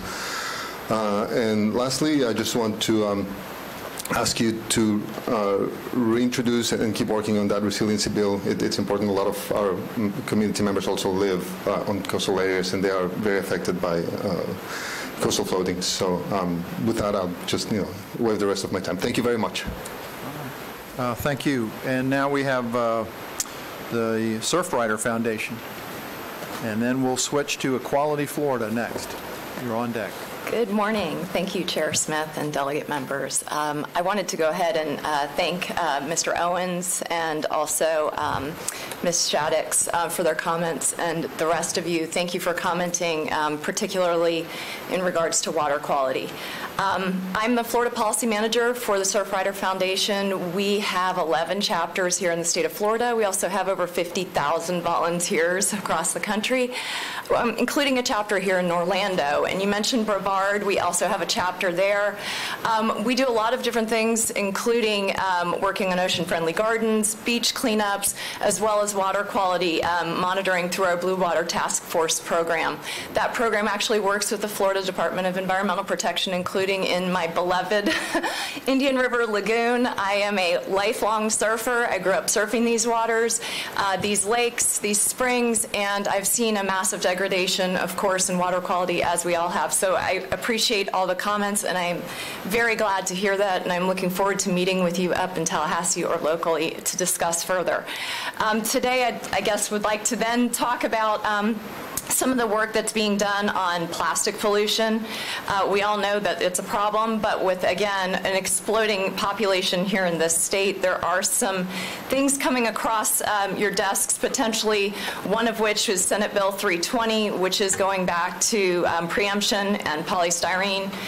We're really hoping to see that you make it a legislative priority to repeal the preemptions on plastic bags. As we know, this is critical in our marine environment. Only 9% of this stuff is getting recycled. I've been working with the Florida Department of Agriculture in some of the phase-out programs, but it's going to take over 5 years. I'm really hoping that the legislature gets in there and gets it done. We would like to have local rule over toxins that are including cigarettes and smoking on our public beaches and regulation. There's Senate Bill 224 and House Bill 105. We'd love to have your support on that as well. Thank you so much, and I look forward to working with you in the future. All right, thank you very much. And Equality Florida, and then Florida Gun Rights. Matt Collins, you're up next. Hello, thank you so much for hearing me today. Hi, my name is Salvatore Vieira. I am a Seminole County resident and a constituent of Representative Joy Goff-Marcel and Senator Broder. I'm a local activist. I work with Equality Florida, and I am on the board of the Rainbow Seminole Democrats. I'm here to speak up and stand in support of transgender Floridians. This last year, our transgender community saw unprecedented attacks. We saw the first anti-LGBTQ bill signed into law in 24 years, the transgender sports ban. And I'm here to urge you to rethink your position and repeal this horrid ban. Not only is this ban based off of misinformation surrounding the transgender community, it attacks a community that is already incredibly marginalized. We need to be showing our students love and support, not singling them out. First, I want to thank my representative, Joy Goff-Marcel, for vehemently opposing this bill. Thank you. It is no question or doubt that each of you has transgender constituents, young and adult. To the lawmakers who voted for this bill, I want to ask you a question. Did you meet with transgender children before voting this bill into law? If you have not, I urge you to please find time this session to meet with transgender children and their families, because when you meet a transgender child, you will see that a transgender child is no different than a cisgender child. I will end my time today by asking that each of you commit to repealing the transgender sports ban and work with our community to create good legislation that will lift up everyone and not tear people down. Thank you so much. I appreciate the time. Thank you. Matt Collins, who I did not see. Okay, we'll skip him. Art Gallo, you are up. We're moving into legislative issues, and your 2 minutes are up. Your 2 minutes are starting. Thank you. The subject is Florida's water. Problem 1. By 2040, the state will be using more water than our aquifers can provide. The Central Florida Water Initiative Regional Water Supply Plan 2020 has estimated that by 2040, our demand for water will outpace our aquifers' ability to supply what we need. Given our current anticipated growth, Florida may exceed its demands for water earlier than the 2040 estimate. Problem 2. The current statute 373.62 is outdated, overly restricted, and does very little to save water for irrigation. It's a bad statute that needs fixing. Fact 1, we have over 20 years of data that demonstrates irrigation provides us with the best opportunity for the conservation of water, especially for high users. Fact 2, new types of smart watering technologies are available today that can save significant water for residential irrigation, especially for high users. I recommend you support Representative Smith's revised 373.62, which addresses these. And quickly, problem 3, many residents have no knowledge of their water use goals based on the cup. Therefore, residents may not even realize that they're maybe overwatering. Given the correct information on water bills, more residents would choose to do the right thing. Problem 4, House Bill 735 and our Florida building codes in particular do not consider impacts to conservation of water or energy for that matter. And the new Florida building House Bill 735 fails to consider the solutions the irrigation industry can bring to bear to meet our 2040 water demands. And it may even be counter to the home rule in our Florida's Constitution. Have a lot more is in the packets I provided you. Hoping you can address these in the 2022 legislative session. Thank you, sir. Thank you, Senator. Thank you very much. That was a lot to unpack there. I'll make one comment. For Florida's water supply, we're already over consumption. It's not by 2040, and that's why we had to do the Central Florida Water Initiative. That's been around for the last 6 or 8 years, and we finally got it passed last year. We have in Central Florida 3 water management districts, half a dozen or more counties. We've got tens of dozens of municipalities, and none of them were talking to each other with regard to their consumptive use permits, and so it was leading to everybody draining down what we had. Your estimates are for Florida total, but for Central Florida, it's going to be a lot faster than that. Okay. So the state of Florida is embarking on a lot of different things. It's strategies with the Central Florida Water Initiative to coordinate between those 3 water management districts, the locals, the farmers, every stakeholder, to make sure we're reducing that consumption on a glide path down to 2030 so we get there faster. Second thing we're doing is we're adding a lot more what we call aquifer storage and recovery. We have 33 wells coming online this year, and that is where we treat drinking water, or treat water to a drinking standard, and we store it underground in a shallow well. This is not, people confuse this with deep well injection, which is not what we're doing. And then we pull it back out, it's almost drinking water standard, or maintains that again. We need to do a better job of storing the water that falls. Florida gets over 50 inches of rain a year, and most of it goes to the ocean. We need to make sure enough hits the ground to recharge our aquifer, and then store the rest so that we can use it. So all that to say, we're trying every year to make sure we're not getting close to that cliff. Yeah. One other suggestion would be to look at the Florida building codes, the DBPR. Irrigation contractors are not even required to have licenses, or there's no irrigation standards for how you design or install irrigation systems. The Florida Building Code, which addresses irrigation under plumbing, by the way, has no requirements. And when we just voted 735, you've now removed any ability for local municipalities to add some code to their codes to help save water for irrigation, which is proven that's where most of our waste is. So I think we need to take a look at our FPC. I think the legislature can certainly find a win-win between water needs for residents, what we need, and what the construction industry is trying to do with the Florida building codes. And I mean, they're trying hard to build homes that are safe and are affordable, and but they don't address things that could help the community, such as water conservation and energy conservation. And that's where I think we could do a lot to help the state. Thank you, sir. Thank you. And we do For anybody that's ever seen driving down the road and you're through your neighborhood and you see a geyser sprinkler going on, or have we ever seen where it's raining and you drive by and you see somebody's sprinklers running? There's smart technology, and that's why I have a bill currently in drafting where we've been working with stakeholders around the state to address that. And there's aspects of the Florida statute that are blank. It was referred to this section, and it's blank. So we've clearly got some work, and the City of Winter Springs, to follow up on the Senator's comments, the City of Winter Springs with Mr. Gallo have been running a pilot project versus your regular water systems, sprinkler systems, versus the smart system that knows when it needs to be watered and when it doesn't, and shows about a 70% reduction in water to keep your grass just as green. So it offers, I think, a great opportunity, and especially working with the building industry also. So, and that's a citizens initiative.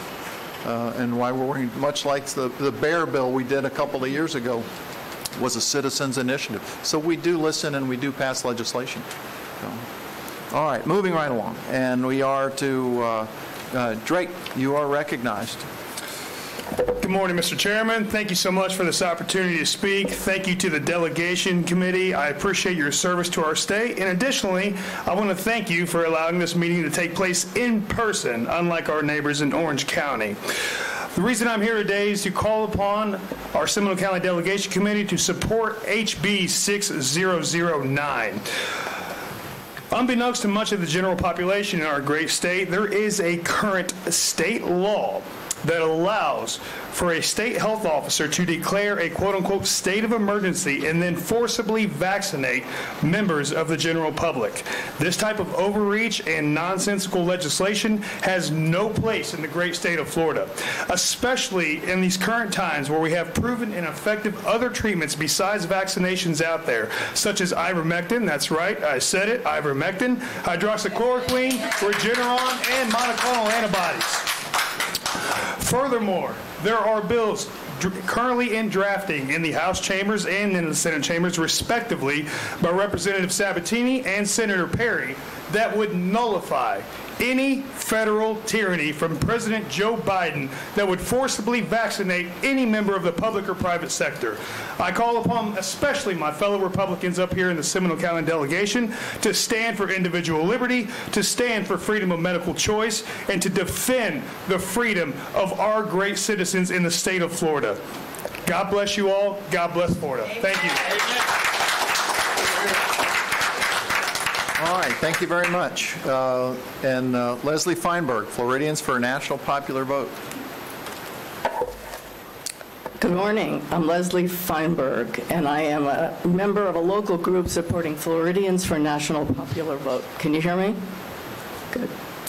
Unlike most presenters, we don't need money, but we do need your help to get the bills heard in the Florida House and Senate for the National Popular Vote Interstate Compact. In your handout, and I think you have this information that was sent, we have the text of the House Bill HB 69 and an upcoming Senate bill and a page of graphics giving you salient information. I'd like to highlight a few points.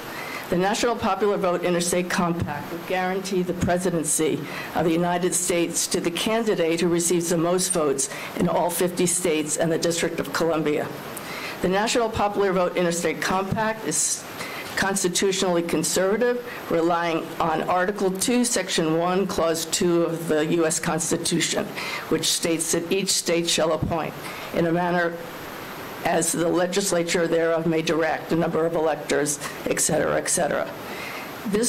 Thus, this bill does not require abolishing the Electoral College or changing the U.S. Constitution in any way. It requires only state legislative action to have Florida join 15 other states and the District of Columbia, which have already passed this measure, representing 195 electoral votes to this point. The compact will go into effect when states with a total of 270 votes have enacted it. The national popular vote is a nonpartisan issue and has been embraced by members of both parties, including a significant number of Floridians. In a 2017 study by Florida Atlantic University, 68% of Floridians approve of electing the president by national popular vote. Bills have been put forward in the Florida House and the Senate every year since 2017. Representative Geller and Senator Torres have and will file bills again during the 2022 legislative session. We hope each of you will consider co-sponsoring this bill, or in some cases, continuing to co-sponsor it. We need your help to give it a hearing in a committee in which it is assigned in the House and the Senate this year. Thank you very much. Thank you. Michael Johnson from Grassroots America, you're up for 2 minutes. Wesley Huff and then Linda Rowden are on deck. Thank you, David. Appreciate it. Thanks for all the hard work Zach has done with your team here. And you guys got all of our proposed 6 bill topics right. Everyone has them, the 5 copies, right? And we have one more handout we're going to give later to one of our speakers. But we're not here to ask for money. We're asking for you guys to support us in keeping our freedoms and to get rid of some laws that are on the books, like Dave just mentioned earlier, about the mandates with the masks, keeping our medical vaccines private. The elections law, we ask that you close the loopholes that are out there in the laws, because you're going to hear some testimony later about what we found out there walking in the neighborhoods. It will shock you.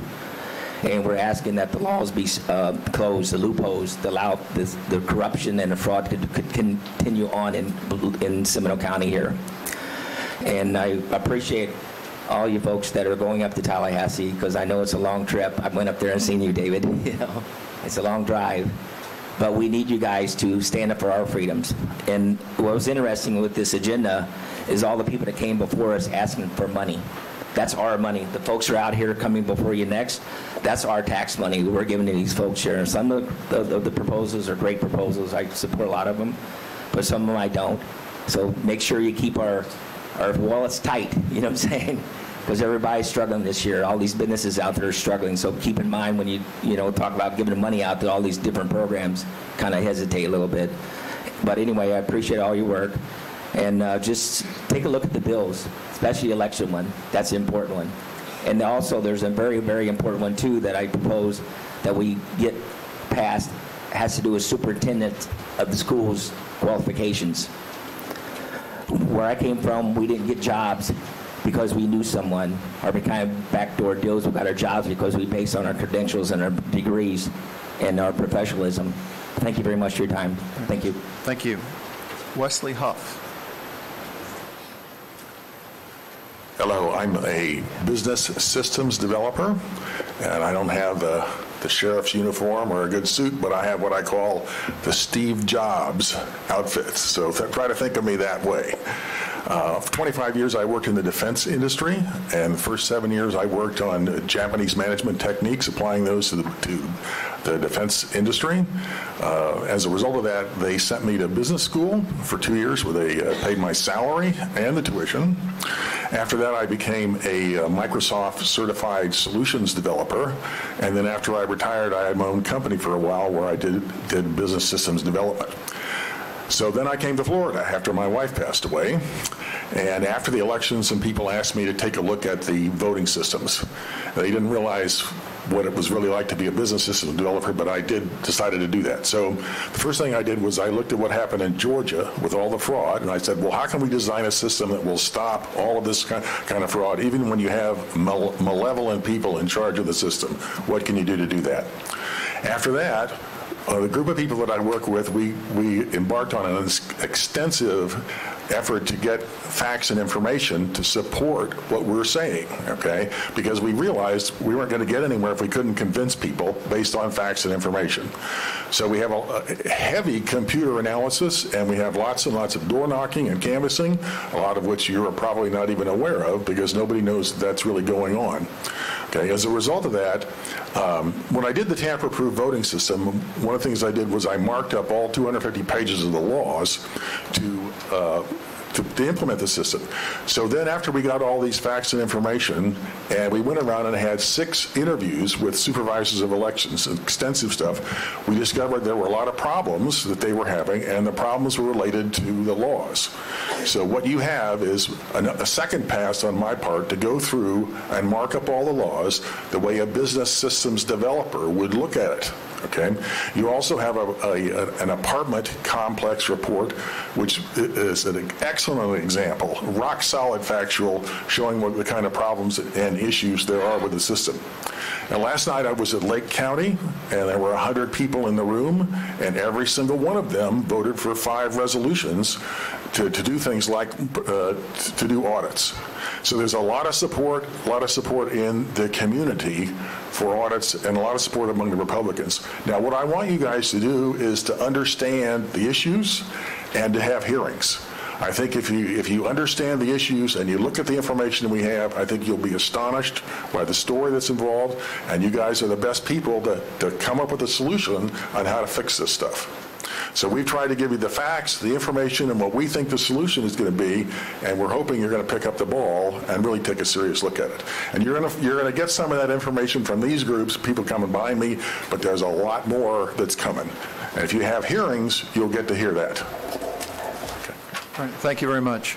And, well, I can just tell you, as the newly promoted vice chair of the Public Integrity and Elections Committee in the House, we're definitely going to continue to look at elections law. We passed sweeping election reform in 2019, added to that based on areas that we saw around the country after the 2020 election that was passed this past session.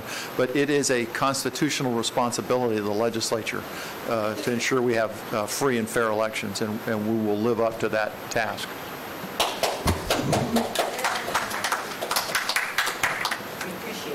And I would just add, I think in my 11 sessions I've been on state affairs for 6 years, vice chaired it for 2 years, and then 2 years chaired the subcommittee that does elections.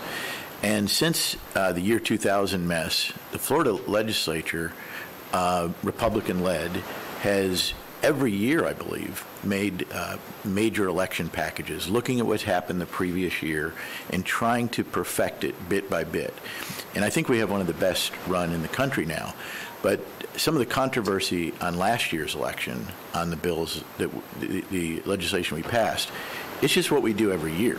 Okay, so this is nothing unusual for this. So going forward to this year, we'll look at the last elections, look around the country. If there's any incremental improvements we can make, we'll do it, just like we have done for over 20 years now.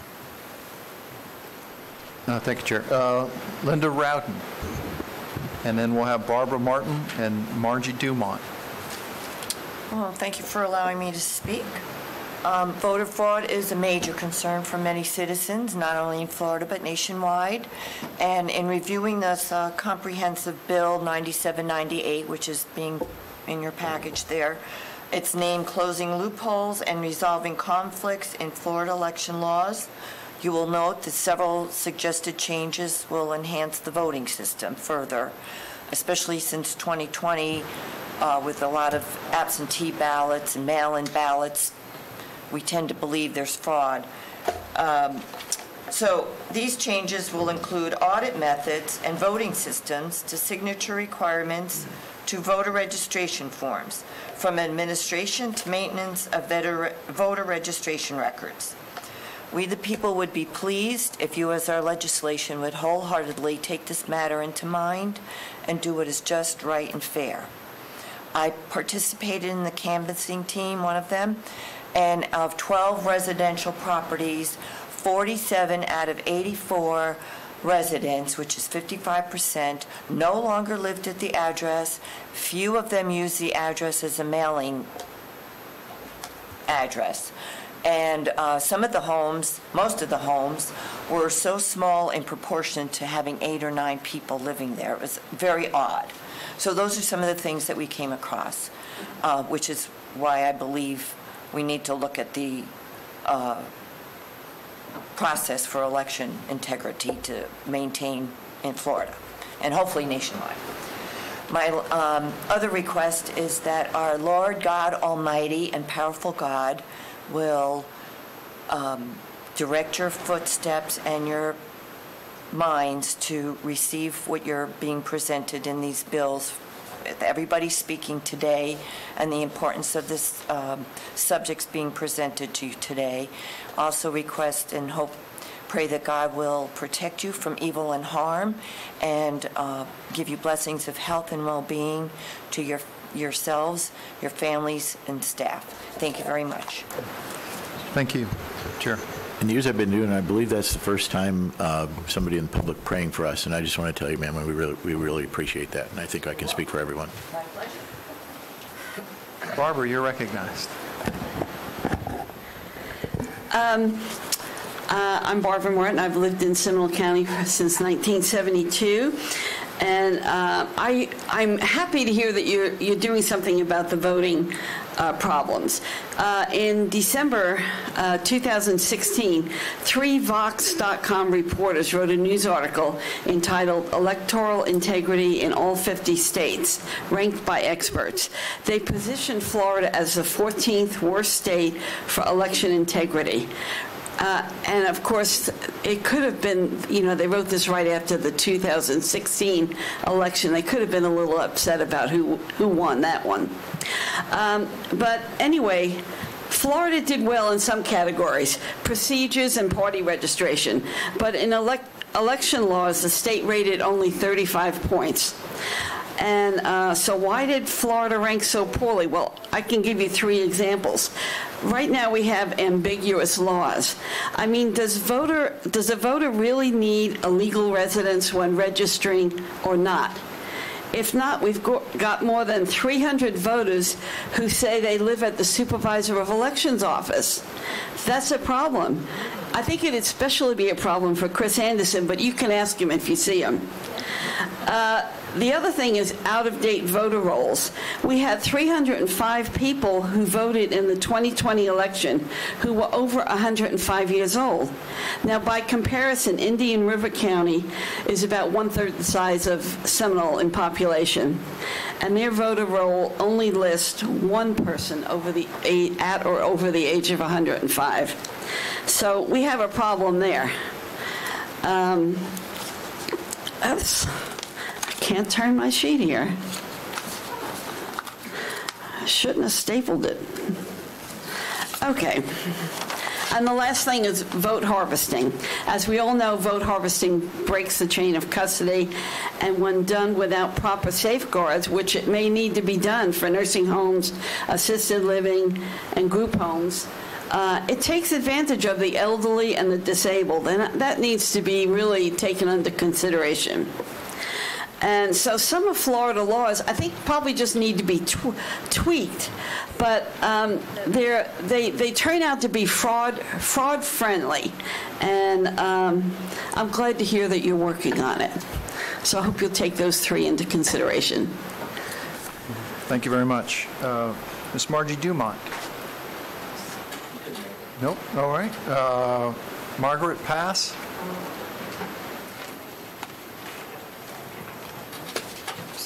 You're recognized. Good morning, Mr. Chairman, and every other representative. My name is Margaret Paz. I'm a Seminole County resident and business owner for the last 30 years. A lot of people have already spoken about what I wanted to speak about, which is the voter rolls and cleaning those up. But I wanted to bring one point up, which is in the documents that you got, the closing loopholes and resolving conflicts in the Florida election laws. Item number 9 speaks to the legal residence. It's the law states that everyone should have an address of legal residence. However, the person is not required to list their apartment unit number or their lot number. So that could be an issue when you have a large apartment complex, and a lot of people, if someone wants to take advantage of that, they can write down that they live at that apartment without specifying which, or that apartment complex without specifying a unit. So that's really important to look into tweaking those type of things in order to create less opportunities for voter fraud. The only other thing that I wanted to say is with the influx of people that are crossing our borders every single day and being dispersed throughout our country, it's more than ever, it's important that we verify and make sure that every registered voter is legally able to do so. It's the duty of the state lawmakers to protect the legal votes by passing legislation that does that.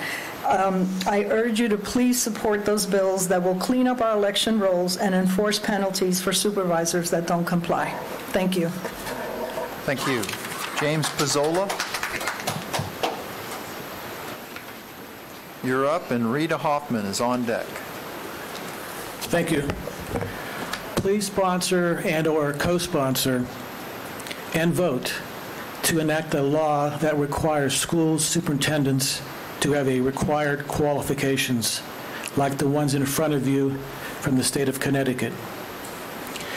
We must have strict and clear qualifications set into law to protect the quality of our schools that we have enjoyed in the past and demand for the future. School principals have required qualifications. Teachers have required qualifications. School nurses have required qualifications. Bus drivers have required qualifications. Custodians have required qualifications. School superintendents are the CEOs of our school system, the leaders from whom we depend to prepare our K through 12 students. The same students who will be our future CEOs, the same students who will be our future doctors and engineers, the same students who will be our future state senators and state representatives, the pillars of our society. It only makes sense that school superintendents have required qualifications to lead us into the challenging future. Parents and grandparents demand it. Concerned citizens demand it. And most importantly, voters demand it. Thank you. Thank you very much. Rita Hoffman, there we go. And Gerald Martin, you're on deck. Hey, good morning. Most of what I have is covered, so I just have 2 points. One is when someone was talking about people over 100, I took a bunch of those off of the voter roll, and we could look on the internet and see that a majority of them are dead. So is there a way we can update that? I don't know if it's in a law. I don't know what we need to do. And the other thing is when I talked to the supervisor of elections office, they said that for deaths, they checked with Social Security, and obviously they're not getting good information. Could they change that to the Department of Health because they have the death certificate? So I don't know if these are in the law or if it's a discussion we need to have with Chris Anderson. I don't know what it is, but thank you very much. Thank you. Gerald Martin? Okay. David Walsh. Chair Smith, may I indulge to, if I get back to the 3 minutes and take 1 minute of Mr. Martin's time? Certainly. You didn't fear? Absolutely. I've got a little more than, but 3 minutes, no worries. Thank you, guys. By the way, very thrilled to hear your appointment as vice chair. Fantastic. You and Senator Broder have been consistently engaged with us on the topics of voter matters. The sole purpose of which in Florida are election laws to protect the rights of the voting public, and these laws aren't about partisanship. They're a matter of counting every vote once that are eligible, legal, and legitimate. On May 6, Governor DeSantis did sign into law SB 90, new election integrity bill for the state, strengthening voter ID, prohibiting the mass mailing of ballots, banning ballot harvesting, and prohibiting private money from administering elections in Florida, but more is needed to close loopholes and correct many language conflicts in state statutes. Voting machine systems have been proven in other jurisdictions to be vulnerable to hardware and software corruption, well demonstrated in the district court lawsuit in Georgia, Curling versus Raffensperger, Civil Action 117. I'm going to leave that with Zach to pass to you. In that case, the federal district court judge, in a 147-page ruling regarding evidence of the vulnerabilities of the Dominion voting system, used statewide in the 2020 election in Georgia. This case is ongoing. The lawsuit predated the 2020 election, incidentally, and the ruling judge described at the time numerous leakages and internal control gaps present in these systems in her initial ruling on them. But again, that court case is still underway, and I think well worth looking at. 17 counties in our state have Dominion Democracy Suite systems, and over 40 counties use EVS systems. All of these have known remote access capability. For example, the Albert sensor software used by the federal government to monitor Trojan invasions into these systems itself can be used as an invasion mechanism. So we have to be very careful. As well, both major vendors front IP language in contracts with our public officials, prohibiting voters' basic rights to the verification and audit of the tabulation of results, which provides a denial of voters to verify results being tabulated. All of these systems need replaced. And finally, the Texas Secretary of State, following an exhaustive review, rejected the use of Dominion's Democracy Suite 5.5A system based on numerous reliability and efficiency issues on 3 separate occasions beginning in January of 2020. So in summary, we propose new legislation to accomplish this goal. We mentioned before the Texas case looking at online voter registration for purposes of registering only U.S. citizens. Texas, of course, provides an excellent example of effective protection and security measures that the general public and also provides due process to the applicant that are badly needed. We should follow their example. Particularly, as was stated, a significant portion of the projected 10 million new other sovereign nation immigrants coming here, some 660,000 based on just an extrapolation, would wind up living in Florida in the next 2 years. We're going to have to be very vigilant on these topics, and those folks may accidentally vote if we're not vigilant. Revisions to procedures for maintaining voter registration rolls statewide, as well as to process provisions for deregistering ineligible voters. The supporting legislation, such as Rep. Sabatini's HB 99 forensic, calling for the forensic audit of 2020 election results to be completed 60 days after 4/5/22 in counties with a population over 250,000, including Seminole County. Other examples of fail-safes needed and corrections needed: providing complete legal residence address information, apartment units, suite, lot, dorm, room number, marina slip, or other similar identifier as presently required by the U.S. Postal Service. You have heard already of canvassing that has taken place to date here in Seminole County.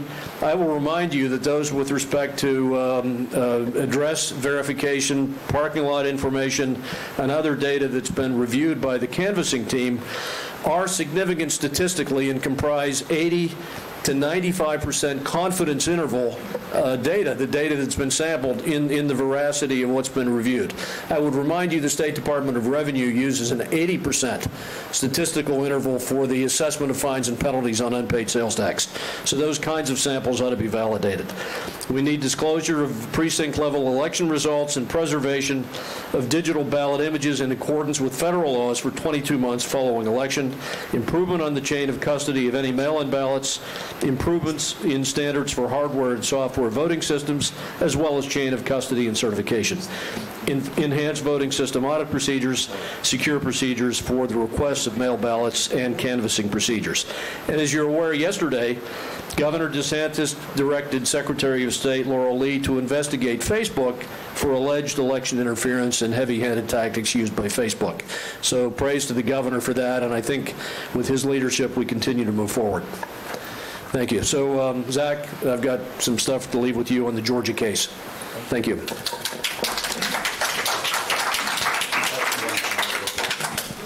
Thank you, and thank you, Mr. Walsh. One of the more interesting books I read this summer was one called The Voter File, and while it may be art imitating life or vice versa, it was about the known remote access capability that you talked about, and I think that would be easy enough for us to just look at. And I don't think it's too much to ask for our citizenry to make sure that when folks are voting, they make sure that it is fair and that it's once. And so we're going to do all we can to make sure that folks have that confidence in Florida. It's an easy enough question to ask, and it's easy enough now in this day and age with our technology to be able to look. So let's do it. All right, thank you very much. You're recognized, sir. My name is Carmelo Velardo, resident of Seminole County for 20 years. Representatives, Mr. Chairman, thank you for serving, and that goes for all of our veterans and current military in service. Touching on the nursing shortage that was mentioned earlier, I'll have you know they're about to fire 17,000 nurses in New York State, so perhaps a marketing campaign up there, get some of them down here. Also, the homeowners insurance issue, I concur with that, as well as what Mr. Wirtz, his entire statement, and Linda Rodden's prayer for you guys and for all of us. We want you to raise the standards, the minimum expectations. Lowering the standards weakens us as a society. Equity, vote by mail, vote counting machines have weakened us, making laws tougher and enforced penalties stronger. I'm sure the sheriff who was here earlier would agree with that. I've been in Florida for 20 years, as I stated. I'm originally from New York City, and the lowering of the standards and the weakening of the law in New York has not only ruined that city, but it violates the United States Constitution. The sole purpose of election laws is to protect the rights of ordinary citizens, with emphasis on citizens. Vote by mail is banned in many countries because it's easier to commit fraud. Why would we allow that? Please raise that standard here in Florida. Only legal U.S. citizens should be allowed to vote. Hand-counting paper ballots is the only true way for accuracy. In France, they banned vote by mail. They hand-count all their ballots, paper ballots, and get the results within 2 hours. I urge that to happen in Florida. The United States is better than that. Absentee ballots by request only, with real signature verification, home sales, at closings. There are documents that are required. Closings do not happen without specific documents. I believe one of them should be an update to the voter registration that should be negated for the person that's sold the property and adjust the voter rolls. As I stated earlier, lowering standards and weakening laws have made us weaker. We are a great nation with a constitution that you all took an oath to and you must adhere to. That is your number one duty as public servants, as it is our number one duty as citizens, no matter what happens in Washington, D.C. If not, there are many of us ordinary citizens who will run to replace you. I ask that you raise the standards for society. We will rise to those standards. Finally, you folks get all the respect in the world. You're on a pedestal. I believe the constituents should be on the pedestal. We should all be at the same level. God bless you. God bless America. Thank you. Suzanne Monick? Is that right? Monaco. Oh. Monaco, yeah. Oh, got a typo. Good morning. Good morning. You're recognized. Yep. Thank you. Nice to see you, Representative Smith and Plankin and Senator Broder. It's great to meet you in person. I know we met in person, but it's good to see you off of Zoom this morning. So my name is Sue Monaco. I'm a new resident, 2 months into living in Winter Springs after loving and living in my community of Bend, Oregon for over 16 years, where I expected to live the rest of my life. But we all know things change. We moved here with my husband and my teenage son and daughter. Opportunities arose. We took advantage of them. Florida made the most sense. And I'm like nearly in tears telling you how happy I am to be here.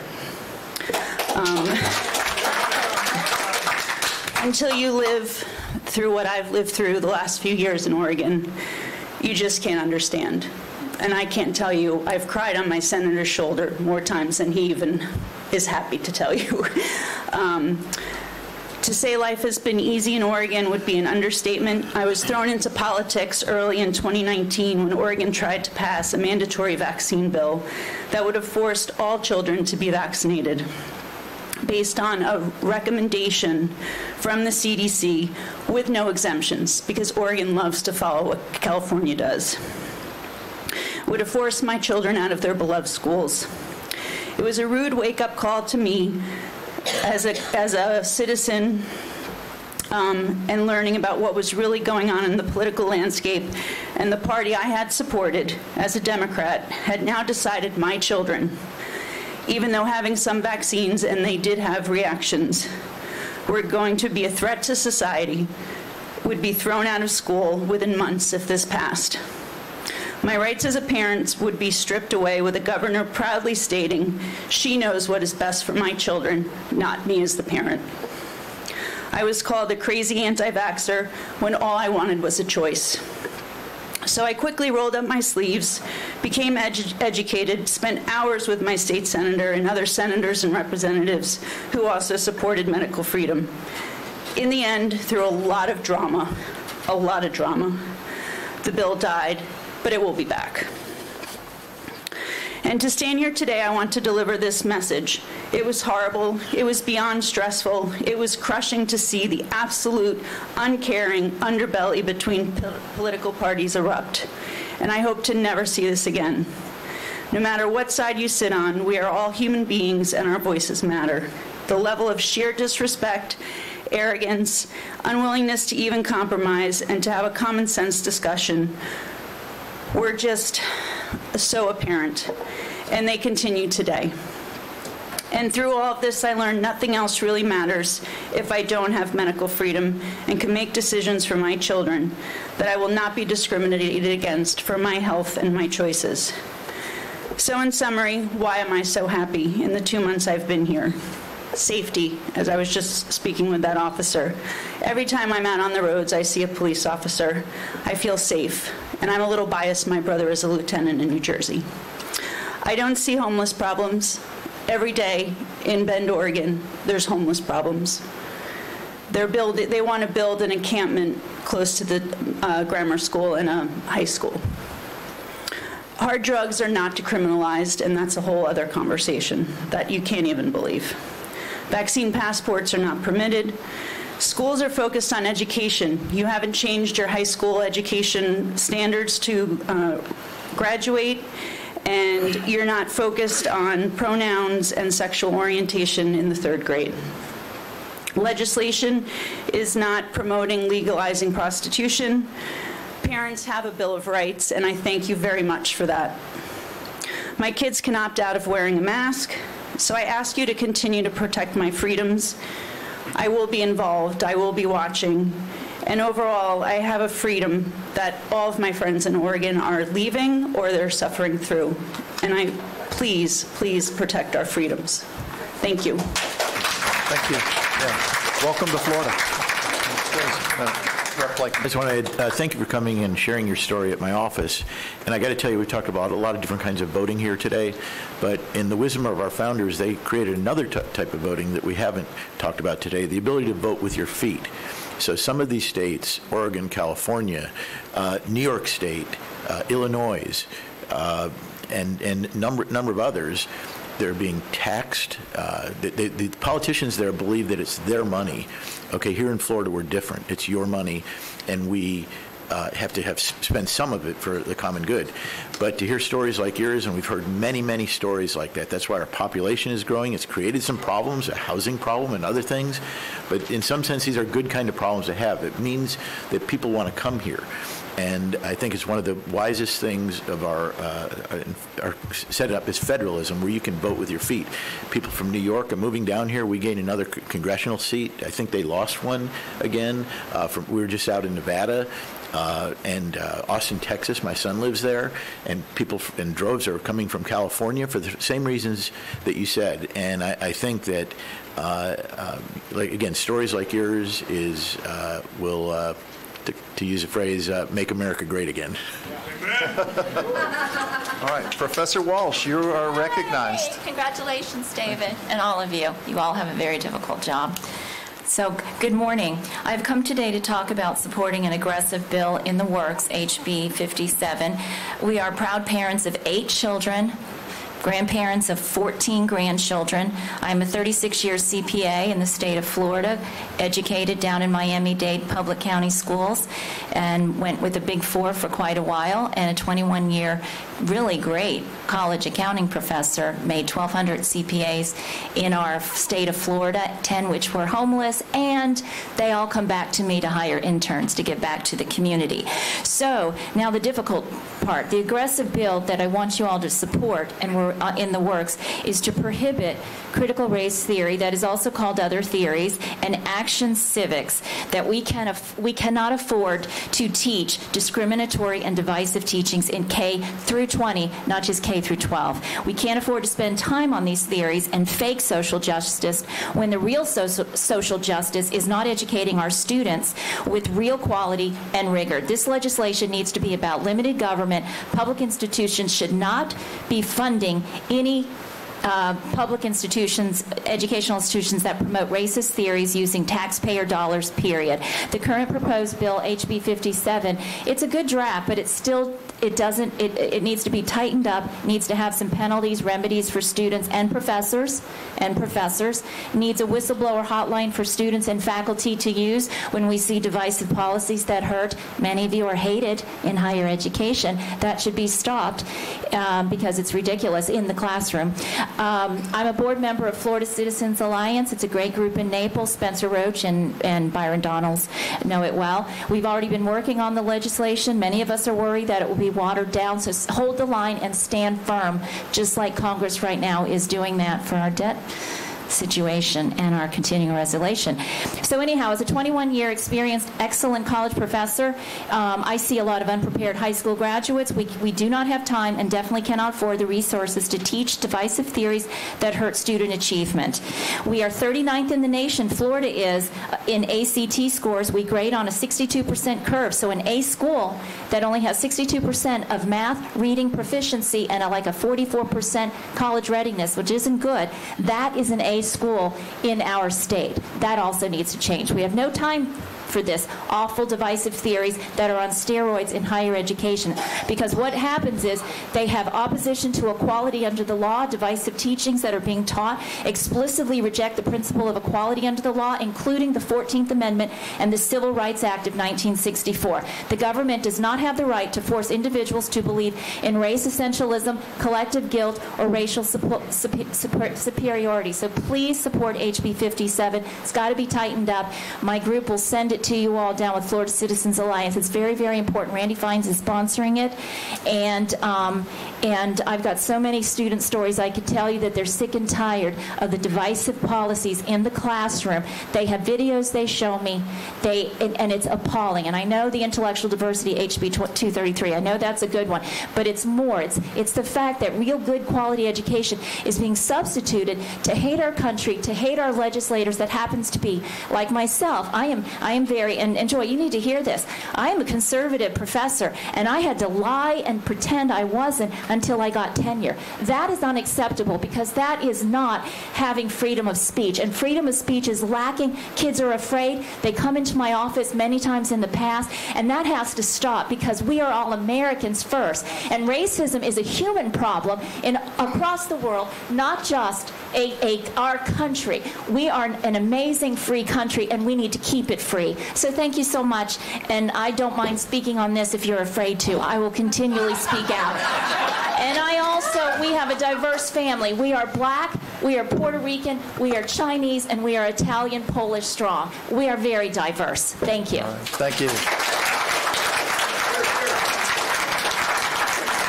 All right, next up, Brian Butte and Julia Roberts. Julia Roberts is here? Great. Love your movies. All right, Brian, you're up. Thank you. I've exactly 3 minutes of prepared comments, but from an emergency perspective, because you've given us 2, I've scratched 30 seconds. Well, you're welcome to go 3. Thank you. Appreciate that. Zach, I'm going to leave to you 4 packets for our representatives. Thank you for your service to Seminole County and actively listening to your constituents today. This is really impressive, and this is my first time I've attended. I've watched these events in the past, but I think this is a really good sign for freedom in Florida. On Monday, May 17, former Seminole County tax collector and one-time political opponent Joel Greenberg admitted to committing crimes against me and my family during the 2020 election cycle, others against undisclosed women, and financial crimes against the citizens of Seminole County, you included. I'm going to quickly remind us all who failed Seminole County. The Florida Department of Law Enforcement, the State Attorney of the 18th Judicial Circuit for Brevard and Seminole County, 2 governors, 2 attorneys general, the Department of Revenue, and the Chief Financial Officer. Our state's autonomy is threatened when our government can't properly oversee, manage, investigate, and prosecute its own, evidenced by the intervention of federal investigators. The governor has traveled to Central Florida multiple times since my public request for an oversight investigation, and I'm troubled to report that even our commissioners admit that he has offered our county commission zero guidance. So where else does a concerned citizen or an entire county of citizens go when all roads lead to nowhere? The compact between citizen and government is in serious jeopardy, if not already severed. However, today, I have 3 suggestions and requests of this delegation. First, convince the governor to initiate a thorough investigation of our state's agency oversight of the Seminole County Tax Collector Office between 2017 and 2020. And let me clarify again, I'm not requesting another investigation of Joel Greenberg.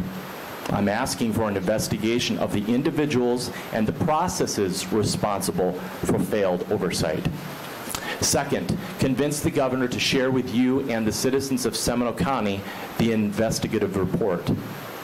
And finally, after analysis of the investigative report, draft and pass legislation that makes it impossible for such egregious and criminal behavior to ever happen again. This is your re-election bread and butter issue.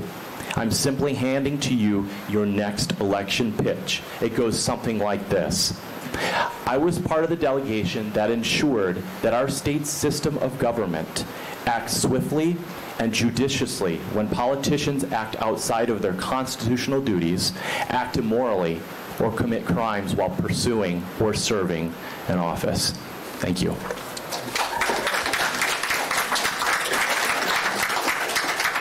Thank you. All right, Julia Roberts, Florida Freedom Keepers. I'm the Castleberry version, not the Hollywood version. Good morning. My name is Julia Roberts. I am a Seminole County resident and community ambassador for Florida Freedom Keepers. Representative Plaken, I sincerely appreciate your invocation this morning. I am here to request that you publicly and legislatively take a bold position against the overreach of the federal government, which is now weaponizing OSHA against businesses in order to mandate COVID vaccines nationally.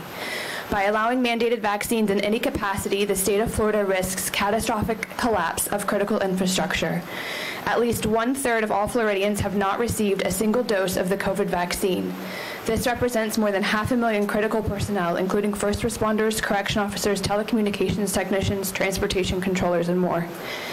Laying off tens of thousands of these employees would degenerate Florida City's ability to provide safe and reliable services and would not support or affirm nurses, antagonizing the nursing shortage pointed out by Tim Cook.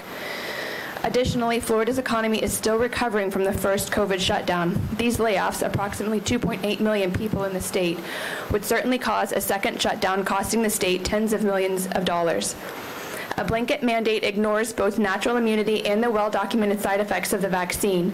It also ignores the fact that these vaccines do not claim to render the person immune and do not claim to inhibit transmission. If you actually read the FDA's review of the clinical trials, the application is accepted based on a reduction of laboratory-confirmed symptoms. Therefore, they cannot qualify as a public health measure capable of providing collective benefit. I will email you some respected literature that is ignored by the federal government and the media that may help you understand, quote, vaccine hesitancy. The topics covered in these articles include natural immunity versus vaccine immunity, missing context for media-reported COVID-related hospital data, COVID vaccine safety and efficacy data, including antibody-dependent enhancement, reported side effects, absolute versus relative risk. This means the risk of developing COVID symptoms after receiving the vaccine is actually less than 1%, not 95%, if you evaluate the data in terms of absolute risk. New variants and the correlation to vaccine trials. Spoiler, this is because coronaviruses mutate very quickly, therefore can cleverly evade vaccines very quickly, hence the variants. And finally, the CDC recommended protocols for COVID patients that could be unnecessarily contributing to the mortality rate in hospitals. In conclusion, please put a stop to the federal government's bullying of Floridians. Please take action to pass legislation that will protect all Floridians' right to choose what goes in their body without demerits, as Orange County Mayor is choosing to do, or termination. You can start with removing 381.00315 from the Florida Constitution, the forced vaccine law. Preserve Florida and be an example to preserve this great nation. Thank you. Thank you very much. Okay, Rebecca Brinkley. Good morning, committee. I'm Rebecca Brinkley, and as you can see, I'm also part of Florida Freedom Keepers. Thank you, Representatives Plakin and Smith and Senator Broder for meeting with us previously. My family is also Seminole residents along with me. If you met me 4 years ago, you wouldn't know that I moved here as a medical freedom refugee. I would have told you that my medical freedom opinion was for myself unless I knew that you might believe similarly. We lived in California at the time, but I don't have the luxury to be silent anymore. In 2016, we knew we needed to leave California, where there was already talk of mandated vaccines to attend school with exemptions almost impossible to acquire. Florida was one of the freest states. So in 2017, we moved here where we knew nobody. We did it because we believe so much in the freedom that has been afforded to us by previous generations. We believe in the freedom to make medical decisions for our children and that there is no one-size-fits-all for medical treatments. Again, I thought we were safe until in 2019, California fell to that bill, putting tons of kids out of public and co-op schools. That's when I became involved here in Florida, and that's when I realized that there are constant threats to the freedom that we so highly value. Just 2 years later, almost to the day, I'm standing here asking why nobody has abolished the language in Florida Statute 381.00315. As Drake and Julia have mentioned, the state health officer can choose to force vaccinate any Florida resident during a public health emergency. He should never hold this freedom. This isn't this power. This isn't freedom. It's the illusion of freedom, and it's disturbing. I'd also like to call for banning the ability of all employers to require the vaccine and testing for their employees for COVID. These decisions should be private and on a case-by-case basis. Being able to force an employee to participate in this demeans that employee as if he's not a human capable of weighing the risks and benefits and making his own decision. It's not about whether natural immunity or the vaccine is affording better protection, and it's not about whether my vaccine protects you or yours protects me. It's about each person's individual ability to choose for themselves. Once they're stripped of that, what do they have left? The media would have you believe that this is pro-vax versus anti-vax, when in reality, it's simply those who are against mandates and those who want these mandates. I feel anyone who wants the vaccine should have access to it, and those who do not should not be forced. So please do something. Support medical freedom with your actions more than your words. Words mean nothing when they're not backed with action. Support and work the bills that are actually seeking to protect medical freedom, and there are several of them this year. Please don't let this fall on deaf ears. Be the elected officials we believed you would be when we put you in office, and please work to keep Florida truly free. Thank you.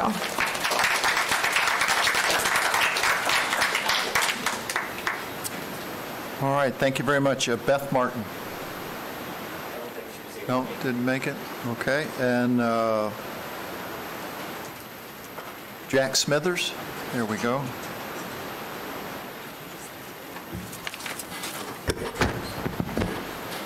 My name is Jack Smithers. I've been a Seminole County resident for 41 years. I'd like to address the board regarding the election laws in the county. The sole purpose of the election laws is to provide the voting rights or to protect the voting rights of the general public. Recently, a group of concerned citizens, as you're well aware here from previous speakers, had canvassed a sampling of voters who had voted in the last election and had some interesting results. To restore any lost confidence in our election results was the goal. Here are some suggestions. To increase the number of poll watchers and expand their duties to cover the signature verification process of vote-by-mail ballots. Imposing a real audit of 20% of the precincts randomly selected to recount the paper ballots. This would shut down the voting machine fraud. Restricting vote-by-mail ballots to be only sent to the voter's registration address or mailing address that is in the registration system.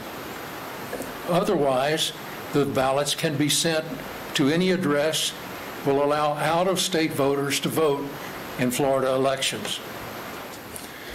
Vote-in mail ballots must be stored separately from other ballots so that they can be clearly identified. And lastly, the precinct-level data shall include the digital images for all ballots cast in each precinct. These are election materials and must be preserved for 22 months. Thank you for hearing me. Thank you, sir. Jessica Tillman. And we've got Kelly Shilson on deck. Thank you for meeting with us today and listening to our concerns. My name is Jessica Tillman. I'm a mother of 4, a Seminole County resident, and a born and raised Floridian. I support protecting our environment and protecting wildlife. The homeowners insurance issue is also concerning. We should pay our teachers a fair wage, but we should also pay all support staff in our schools fairly, all the way down to our custodians, dining service staff, and our bus drivers. These school district employees should not have to hold 3 jobs to support their families. We also need mask mandates banned. We want to support all of our heroes. Our law enforcement, our veterans need support as well. Nurses need our support. And one way to do so is to ban vaccine mandates. Educated medical professionals deserve medical freedom. Allow all Floridians to make their own health care choices. Florida Statute 381.00315 needs to be removed. Thank you, Mr. Smith, for supporting this effort. Emergency forced vaccination is unconstitutional and goes against body autonomy. Nobody should be forced into medical procedures they do not agree with. Informed consent is imperative. We need someone to hold school boards accountable for their actions. Not one agency or representative takes responsibility over school boards. We also need legislation requiring superintendents to be educators and be eligible to sit on statewide education boards. Our current attorney superintendent was rated by our school board overall a 3.25 out of 5 last night. That is unacceptable in our A district rating, or our A-rated district, that so many residents moved to this district for. We also need a forensic audit of the 2020 election. After reviewing the results from the Arizona audit, it is imperative to know beyond a shadow of a doubt what happened in all 50 states. We elected you, and it's time to take action to defend Seminole County, the state of Florida, and the United States of America. Thank you. Thank you. And now we've got Wendy Burnett, right? Yes. Okay. Substituting for Kelly Shilson. Yes. Thank you. Good morning. I am one of the many canvassers that walks Seminole County to verify the integrity of our voting rolls. Our findings show that they are defective. Our team was tasked with canvassing apartment buildings, homeless shelters, drug rehab facilities, and nursing homes. And under this umbrella was the independent living facilities, the assisted living facilities, and the long-term/memory care facilities. Now, regarding the apartments, we found that the apartment numbers were not listed on the voter rolls, which is a clear violation of current law.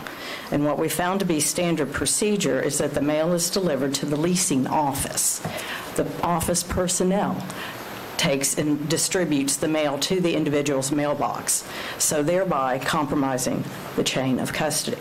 Regarding the homeless shelters, as an example, 2 of the shelters, one that had 42 active registered voters, the other with 26 active registered voters, had none, 0 of the occupants living there.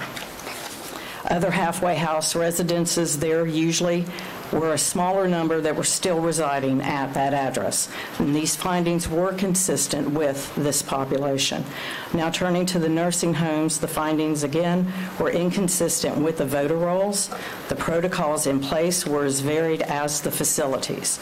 Only one facility knew of the bipartisan teams that could be requested for voting assistance.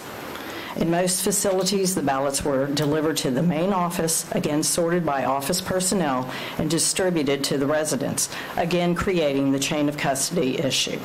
Once more, these facilities were unaware that the bipartisan teams were available and could be requested for assistance. Needless to say, we gave the supervisor of election office number out to many of those facilities. In the one facility, the administrator in the front office had moved from her home to the independent living facility, and then again her and her husband moved to another home. They received 3 ballots each, 3 each for those residents. So needless to say, there are clear a myriad of defects that must be addressed for the restoration of confidence in the voting process of Seminole County. Thank you for your assistance in this matter and for your time.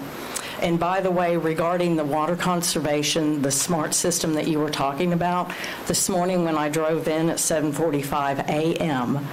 at the Fort Millen water pad, the splash pad, it was going. So maybe we could put one of those smart systems on the water pad of Seminole County at Fort Millen Park. Thank you, gentlemen. Have a good day. Thank you. And now we'll have Jason, and then followed by Julia Quint.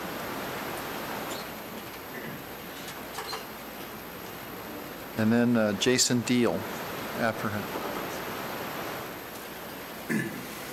Good morning. My name is Jason Quint. I own a business here in Seminole County and we're doing a couple websites as well.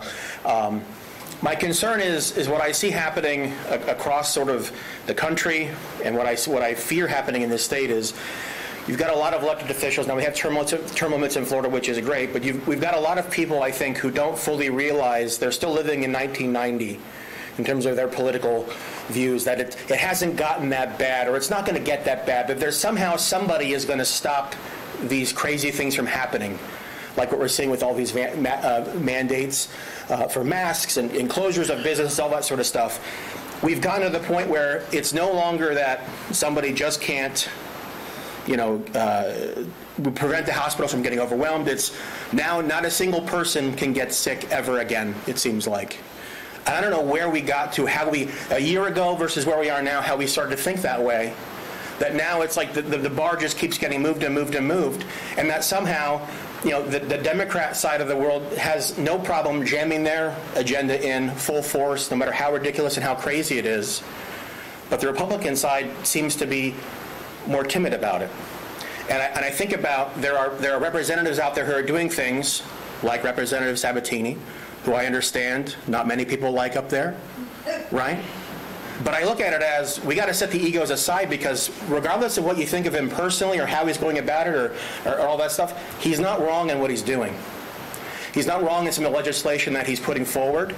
And what I see happening, though, is because he's got perhaps a bad reputation and all that sort of stuff, we're not supportive of that.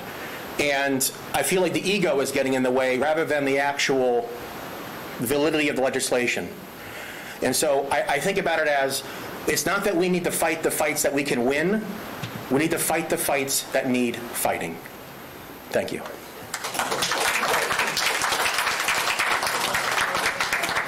Do we have Julia? No? I'm here. You are? I'm here, yeah. Okay. You are recognized. Oh, hold on one second. Oh. Hi there. Thanks for having me. My name is Julia, and I'm a resident and business owner and a medical freedom advocate. I'm grateful for the opportunity to be here today. What's happening right now in our country with medical mandates and government overreach is something that each and every one of us should be fighting against. whether we are a Republican or a Democrat, whether we have chosen to get the shot or not. Medical mandates have no place in a free society. Without freedom to make these decisions for ourselves and our families, are we truly free? Every movement has its catchphrase, and one of ours is, where there is risk, there must be choice. Vaccine mandates of any kind violate bodily autonomy, and with vaccine manufacturers free from liability, all risks fall on the individual. This means if you are injured or die, you or your family have no recourse. Last month, they spoke at the Orange County Delegation meeting in opposition to their mandate for first responders. I was appalled at the lack of respect and knowledge about vaccine injury from Senator Bracey, House Representative Guillermo Smith, and House Representative Escamani. All three of these elected officials openly dismissed the relevance of the VAERS reporting system and went on the record to degrade its legitimacy, calling it false information. Unfortunately, this is the overwhelming response I hear from those who do not support medical freedom. Without understanding of VAERS, one cannot acknowledge risk. If you listen to mainstream media, read biased studies funded by pharmaceutical companies, and trust the party line of vaccines are safe and effective, it is easy to see why these elected officials are dismissive of VAERS and refuse to acknowledge potential risk. So let's talk about VAERS. The Vaccine Adverse Event Reporting System, a national early warning system established in 1990 by the Health and Human Services Department to detect safety problems in vaccines. It is one of the primary reporting systems for the CDC and the FDA, and vaccine providers are required by law to report any adverse event, although very, very few do. It is also the only reporting system open for public reporting, and according to a Harvard study, only 1% of reactions are reported to VAERS. Yes, 1% of reactions. Currently on openvaers.com, there are 15,386 recorded deaths directly linked to COVID vaccination. That's 3,000 more than when I spoke last month at the Orange County meeting, where Representative Guillermo Smith publicly declared those deaths as false. Herein lies the problem. You cannot claim that vaccines are safe and effective enough to mandate if you cannot simultaneously respect the reporting system developed by the same agencies pushing the vaccines. It isn't logical and doesn't hold any weight. At the end of the day, you either believe the government has the right to make health decisions for you or you don't. Today it is the COVID vaccine. Tomorrow it will be the hundreds of vaccines coming down the pharmaceutical pipeline. I'd like to personally thank Representative Smith and Plankin and Senator Broder for meeting with constituents who value medical freedom, for recognizing that decisions they have made for their health may not be the best for everyone. Thank you for supporting choice, and I implore you all to continue to support bills that prevent discrimination based on vaccination status and find a way to remove the forced vaccine language from Statute 381.00315. Because where there is risk, there must be choice. Thank you. Thank you. Lisa Palmer. No, Lisa Palmer. J.P. Penrose?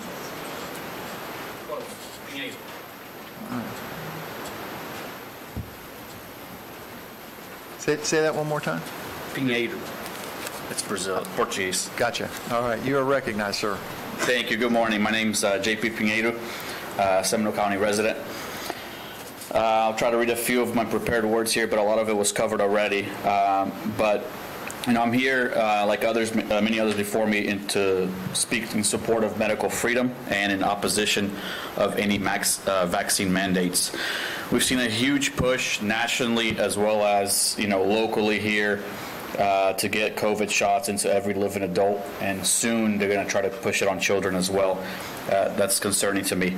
We've seen health officials from the national levels at the CDC, the NIH, as well as down to local levels and local hospitals, really, reject science on previous infections and natural immunity. They completely discount any data that shows how natural immunity seems to be more robust and longer lasting than these shots have been demonstrated to be. All of their COVID vaccine policies fail to even account for any previous infections or natural immunity. This has put immense pressure on private employers themselves. That we're now seeing certain companies throughout the country and in the state attempt to mandate COVID shots for their employees, regardless of any previous infections or any consideration of natural immunity. which goes in line with some of the nursing shortages we see throughout the country, and mentioned by Tim Cook. Don't mandate vaccines, and we'll keep the nurses here. So you also have the federal government now, as mentioned by someone else earlier, with the OSHA rules, trying to coerce and force companies to mandate the shot. So we really need your help. We need legislation passed here in Florida that will help protect Floridians from this overreaching, tyrannical COVID-related policies that they're trying to push upon us. You know, if not, we will continue to see a wave of people either resigning by choice or fired by force for merely exercising their medical choice of whether or not to get the shot. A choice that's discussed between an individual and their doctor, and government should have no role in that decision-making whatsoever, violating our bodily autonomy. There's a huge slippery slope, like mentioned before. They can mandate this shot. What's in the future, right? What does this set a precedent for? So, you know, we're tired of the discrimination we've seen all over the country and the state regarding COVID vax versus unvax. So, you know, help end it by actual passing legislation that protects our medical freedom, as well as the language in the statute mentioned before by other people. Thank you very much. Appreciate it. Thank you. We will now move into other public comment. We have been through everybody that pre-registered, and we have two cards. Dr. Deborah Bauer, come on down. And Karen Mazzola, you're last but not least.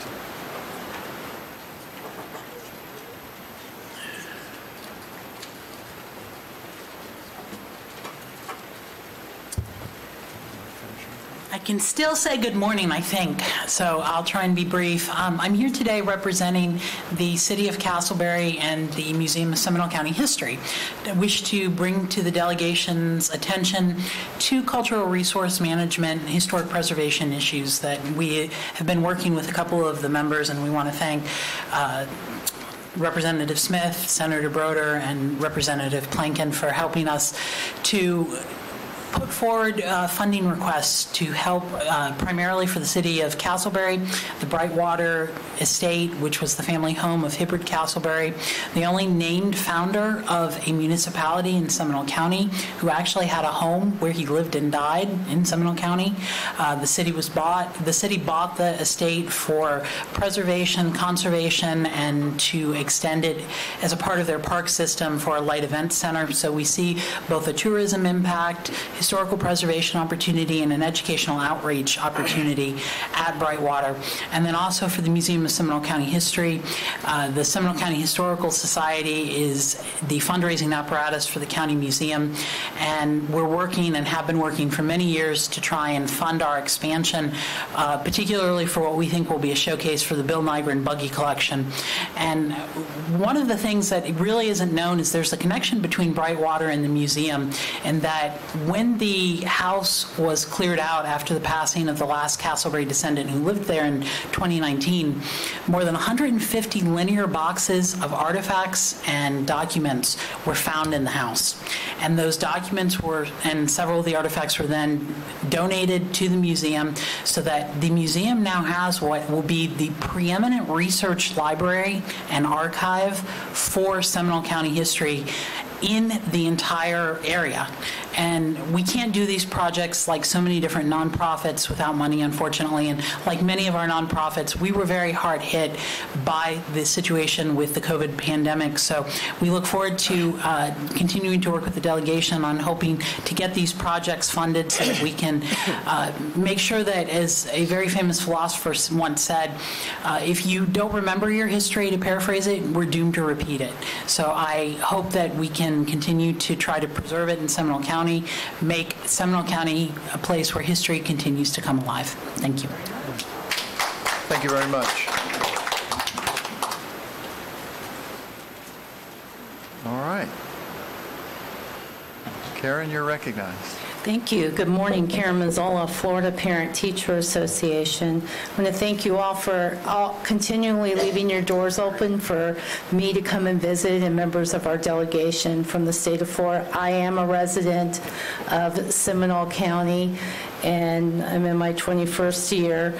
And as you know, Florida PTA has some legislative priorities. I have been giving them to you personally. They don't change a whole lot from year to year because we're about children and juvenile justice, assessment, testing, gun safety, funding, and school safety. But I wanted to highlight some bills, and thank you. I know in the works is the 988 for the new behavioral crisis number to be implemented. Someone already spoke about that, as well as the juvenile justice diversion and expunction. We definitely support those, and thank you, Rep. Smith, along with Senator Perry.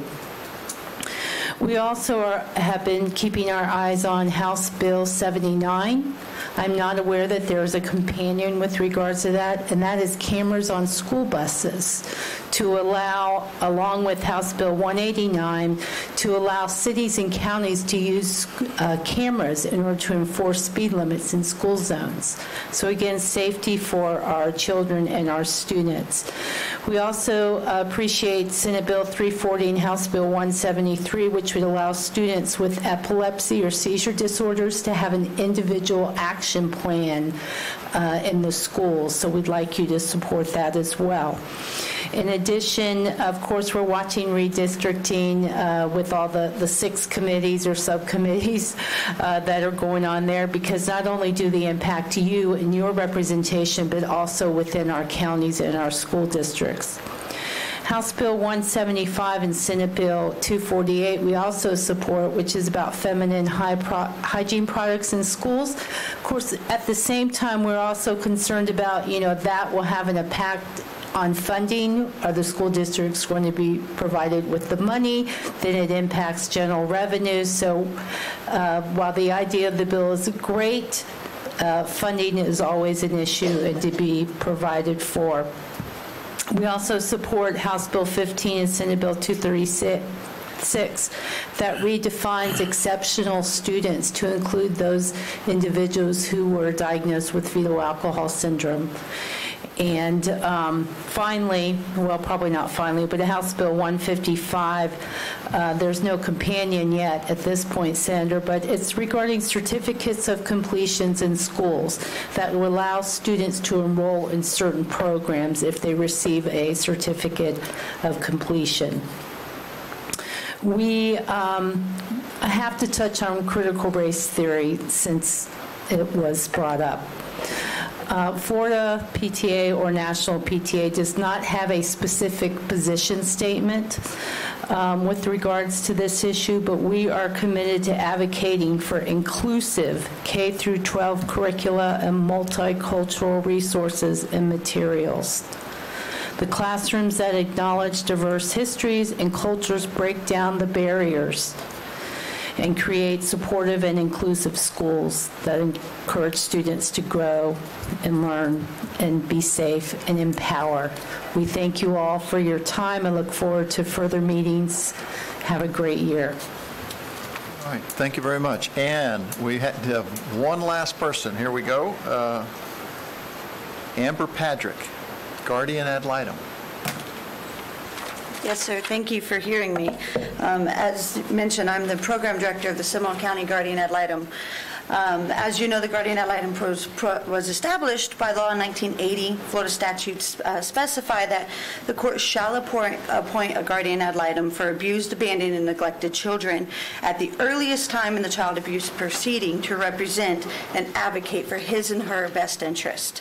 This dedicated advocacy is accomplished through recruitment of citizens from the community who volunteer to be an advocate for children, who work alongside child advocate managers and best interest attorneys with the program. We are at every hearing to protect the children's legal interest. We support children and give them a voice. Guardian ad litems give reports and recommendations to the judge that are exclusively about the children's best interest. Research shows that children who are represented by a volunteer advocate are less likely to return to foster care. have fewer placement changes, and do better in school. They are more likely to be adopted and overall spend less time in the foster care system. Statewide, we have over 10,000 volunteers and hundreds of pro bono attorneys advocating for children and donating their legal services. In our community, we have over 600 children here in Seminole County in the dependency system assigned to guardian ad litem program, and about 150 volunteers who selflessly give their time and talents to advocate for these children. The volunteer guardian ad litem staff and the attorneys work as a team to provide information to the court, give each child a voice, and advocate for the best interests of each child. We also work very closely with community partners such as Embrace Families, Children's Home Society, even PTO individuals to give each child a voice and ensure the needs of the youth in dependency are addressed. We are stretching existing resources to represent as many children as possible without compromising the quality of representation. The Guardian Ad Litem program is able to draw from the Title IV funding to represent additional children, and we will be asking the legislator for trust fund authority for this. Our program deeply appreciates the long-standing partnership with the legislator. We are grateful for the ways that the Florida legislator has prioritized the best interests of the children. I would like to invite you to learn more about the Guardian Ad Litem program and come speak to our amazing volunteers, to observe court, and to see firsthand the kind of impact our public-private partnership has on the lives of children in Seminole County and all around Florida. Thank you very much. Okay. Representative Smith? Yes. So can I indulge you for one final comment? You got 1 minute, Art. That's all I need. Go. I wanted to, my name's Art Gallo, live in Winter Springs, point out that the most articulate and logical discussion I've ever heard on COVID-19 and medical freedom didn't come from the president or our vice president. It didn't come from the CDC. It didn't come from even Dr. Fauci. It came from all places. Our own Jonathan Isaacs of the Orlando Magic. And if anyone hasn't heard his discussion articulated on YouTube, I encourage you to look it up because it's brilliant. And I'm going to follow him for my health advice from now on. Thanks. All right, good. All right, thank you very much. You've got 30 seconds very quickly, just in the effort to let everybody heard, but we are on time, and a good chairman always finishes on time. I appreciate it. I just want to let you know, when COVID first started, I knew personally 5 people who stood in line to get tested, decided not to because the line was too long, received a notice that they tested positive. So there was some manipulation there. Then, just recently, 2 people I know personally, and this is in addition to other reports I've seen that are not on the regular media news, had vaccine reactions causing paralysis in their legs. Fortunately, it didn't stay permanent. Thank you. I just wanted to let you know some of the stuff that's going on out there. Got it. Thank you. What's the old adage? There's lies, damn lies, and statistics.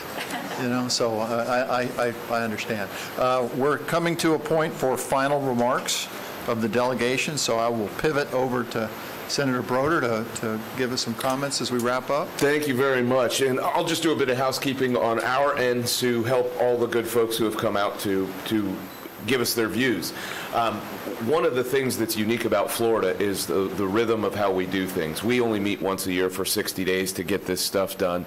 And this year, because sessions moved up, our calendar very closely mirrors the NFL football schedule.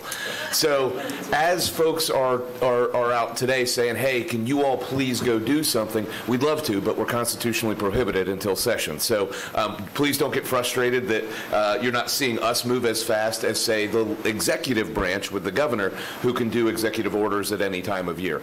And so that's kind of the difference in what you're thinking and what you're feeling. As we go to do our work, and you're wondering where we are, turn on the TV on Sunday and see where the league is. Once you're approaching the playoffs, it's starting to heat up for us too. And once the Super Bowl happens, we're right in the middle of budget, and everything's coming to a close. So as you think about what we're doing and communicate with our offices, just be that we would love to be able to go file this stuff and talk about it tomorrow, but we're in the beginning phases of it, and we will get to all parts of it. And there's different style differences about how different members do it, but I assure you that we're going to get to all of your concerns and have a full public debate on all this stuff. Thank you. Thank you. When will the action start? Well, we have committee weeks, as the chair mentioned. We did last week. We'll have 2 in October, 2 in November, 1 in December, and then January 11th is when we can actually go to the floor and final vote on some bills. Now, during committee weeks, we will start preparing those bills for the floor, so you may see in a smaller subgroup of 5, 6, 8, 10 members, folks debating these before they go to the full floor. So there's going to be some stuff that's happening in the next coming months, but it's not going to go to the full debate like you're going to see for everybody until the beginning of January. We'll see you in Tallahassee. Come on. We're all out in the building again, which is awesome. George? Thank you. I was encouraged to hear how many people are supporting good water quality. I think we can all come together on that issue. I have a bill that I'm sponsoring, a blue-green algae task force recommendations. This was something that the governor had ordered, and the task force came up with some really good recommendations. Unfortunately, a lot of them haven't been implemented yet, so my bill would just simply get these recommendations, really good recommendations, implemented. I hope I can get some support from my colleagues up here and in Tallahassee. I would be remiss not to mention some response to what we had heard about the vaccines and all that. As of now, we have over 54,000 people died of COVID in Florida, and almost 700,000 in the United States. So my feelings about this has been to listen to the scientists and public health experts who can guide us on how to get through this, because until we get through this COVID, we are not going to be free. We can say we're free, but we're not. Not until we can get past this crisis. What I would recommend is please listen to your physicians. I know you don't want to hear from politicians about this, and I don't either. I don't want to hear politicians who don't understand the issue, and they're trying to get votes or what they're ever trying to get. But just please listen to your physicians, your healthcare experts who know this and know what we need to do to protect ourselves and our family. I was fortunate to not know anybody personally that died from COVID until recently, and this person was against the vaccine. Her husband, her family were against the vaccine. Her husband was forced to get the vaccine because of his work, and he is now going very thankful because he is the only one in his family, in his household, that did not get COVID. His wife died at 45, leaving children, and her brother as well died of COVID. This all happened earlier this month, and I attended the funeral virtually because it was in Georgia. So that's all I can say. I would say please just keep doing your research and look where the sources are coming from. We know that social media is very dangerous, and we need to be looking for the right sources, the right research. I really just, and as a legislator, I have been able to, as we all have, talk to hospital administrators, and they've been able to tell us that the people in the beds were the unvaccinated people, and the ones that were vaccinated with the I'm not done. With the breakthrough. It's not a debate. She's in final comments. Yes, and I would please, if you don't, I don't know if you just don't believe the hospital administrators, but the ones that were vaccinated, because we do know that they're breakthrough cases. We know that vaccines are not 100%. There can be breakthrough cases. They were people who were immunocompromised mainly. So. And I don't know how else to talk to you about it if you just don't believe the statistics of what the hospital administrators are saying. But please, just listen to your primary care physician, your trusted medical advisors to get your information. Thank you. Not on social media. I'm talking about the ones that treat you for your illnesses. We do. Okay, that's good that you're. Okay. Thank you. All right, not a debate, folks. All right, decorum. Rep. Plakin, your final comments, please. I got elected for the first time in 2008. Months later, the first session in the spring, one of the first bills I filed was the Healthcare Freedom Constitutional Amendment. It took till 2012 to get it on the ballot, so it was a primary issue for those years. During that time, I learned a lot about the foundations of how important medical freedom is in our country and how much our founders believed in it. I remember there's a quote that was widely attributed to Dr. Benjamin Rush, one of the signers of the Declaration of Independence, and I'll read it here because I think it's germane today and if not prophetic. He said, "Unless that we put medical freedom into the Constitution, the time will come when medicine will organize into an undercover dictatorship to restrict the art of healing to one class of men and deny equal privilege to others, will be to constitute the Bastille of medical science. All such laws are un-American and despotic and have no place in a republic. The Constitution of this republic should make special privilege for medical freedom as well as for religious freedom." So the bill, the amendment that I got on the ballot in 2012 was to prevent in Florida mandates from the federal government to buy an insurance product. Now, just 9 years later, we have a mandate from the federal government to force you to take a vaccination that's been out for less than a year. I do find that, to quote Dr. Rush, despotic and un-American. And I say that as a vaccinated person. The first day 60-year-olds, we were in Tallahassee at 11 o'clock in the morning, I got vaccinated. But as somebody said, it's not about that. It's not about vaccination. That should be a personal choice. This is about what I consider the increasingly malevolent federal government forcing us to do something that we may not feel is in our personal health self-interest. And, Representative Goff-Marcel, I think, kind of articulated the Democrat position in this country quite well. And with all due respect to my colleague, I find that position that the federal government can force us to do things just unthinkable and un-American. And, with essentially this latest thing with the 100 business with over 100 people, they're essentially commandeering private businesses to perform what I consider an illegitimate government function. So I will give you a little bit of hope, though, and I could speak for, I think, the majority of us up here, that we will do everything we can on a state basis to push back against this federal unconstitutional overreach. There's some things. There's limits to what we can do, but I can tell you, I think I can speak for most of us, that we will do everything that we can. Now, here's where I'll give you a little bit of hope. Over the last week, or 2 weeks ago maybe, I got a call from an Orange County firefighter, and very distressed that Mayor Demings on, I think it was October 1st, there was going to be up to 500 of them fired, because these first responders that put their lives on the line every day were going to be fired. I also read that the Navy SEALs, there's about 2,500 of them in the world that parachute into enemy territory and do all these things. Hundreds of those don't want to get vaccinated.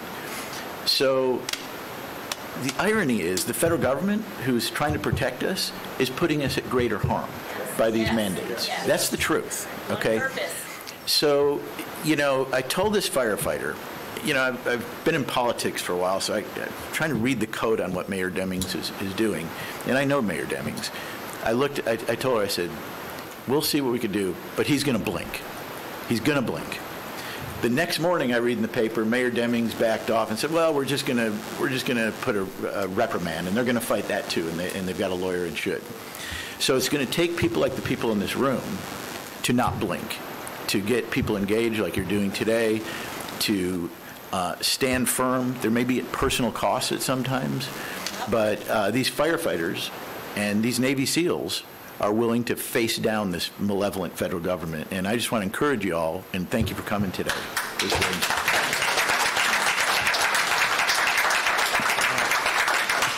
Thank you. And I tell you what, I think we got everybody who wanted to speak an opportunity, and that was really the goal today. I would strongly encourage you as we get ready for session.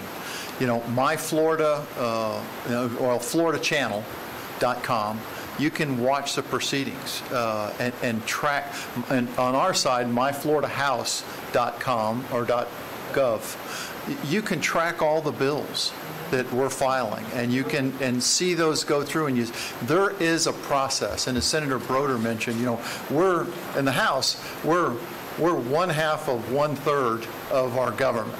So legislative, judicial, executive. The governor is doing things that he can do.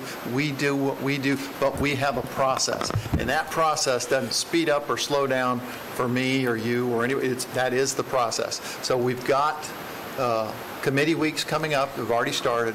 Legislative session starts the 11th of January, ends the 11th of March, and we will go through. I think also, especially for many of the issues that were talked about today, I don't think the general public, because the media doesn't often cover it, don't really know everything that we're doing, everything that's going on in Tallahassee, because please don't get your news from social media.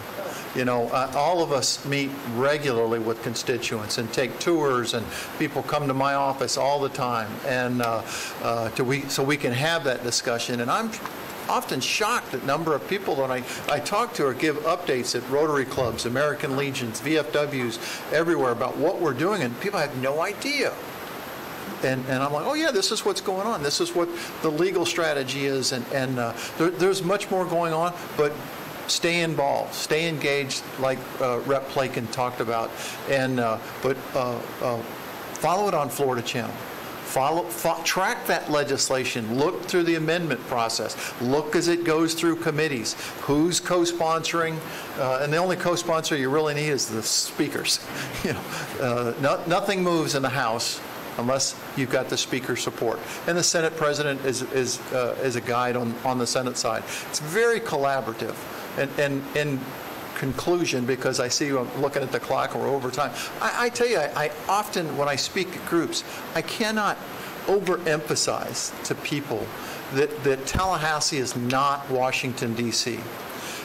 Republicans and Democrats, we eat breakfast every day together, we eat lunch every day, we hang out after work together, and we really work generally very well because we put the good of Florida and those citizens first. Now, we vote against each other and we disagree on some things, but we don't need to be nasty and mean-spirited to each other, and we normally get the best product out in a bipartisan, sometimes hugely bipartisan, and sometimes, shockingly to some people, we do things unanimously because we're willing to work together for the benefit of Florida. And that's really what we do, but that message hardly ever gets out to the people. So that's why I'm happy to chair the delegation, bring this meeting, although Zach did all the work today, and to get so many people to come out and talk. And our doors are always open. And with coming into committee weeks and session, we might be a little bit more constrained. But as Rep. Plakin mentioned in his opening prayer, we've got 2 ears and 1 mouth, and that's usually a good rule to have when you're crafting legislation. So thank you all for coming out today, and with that, we are adjourned.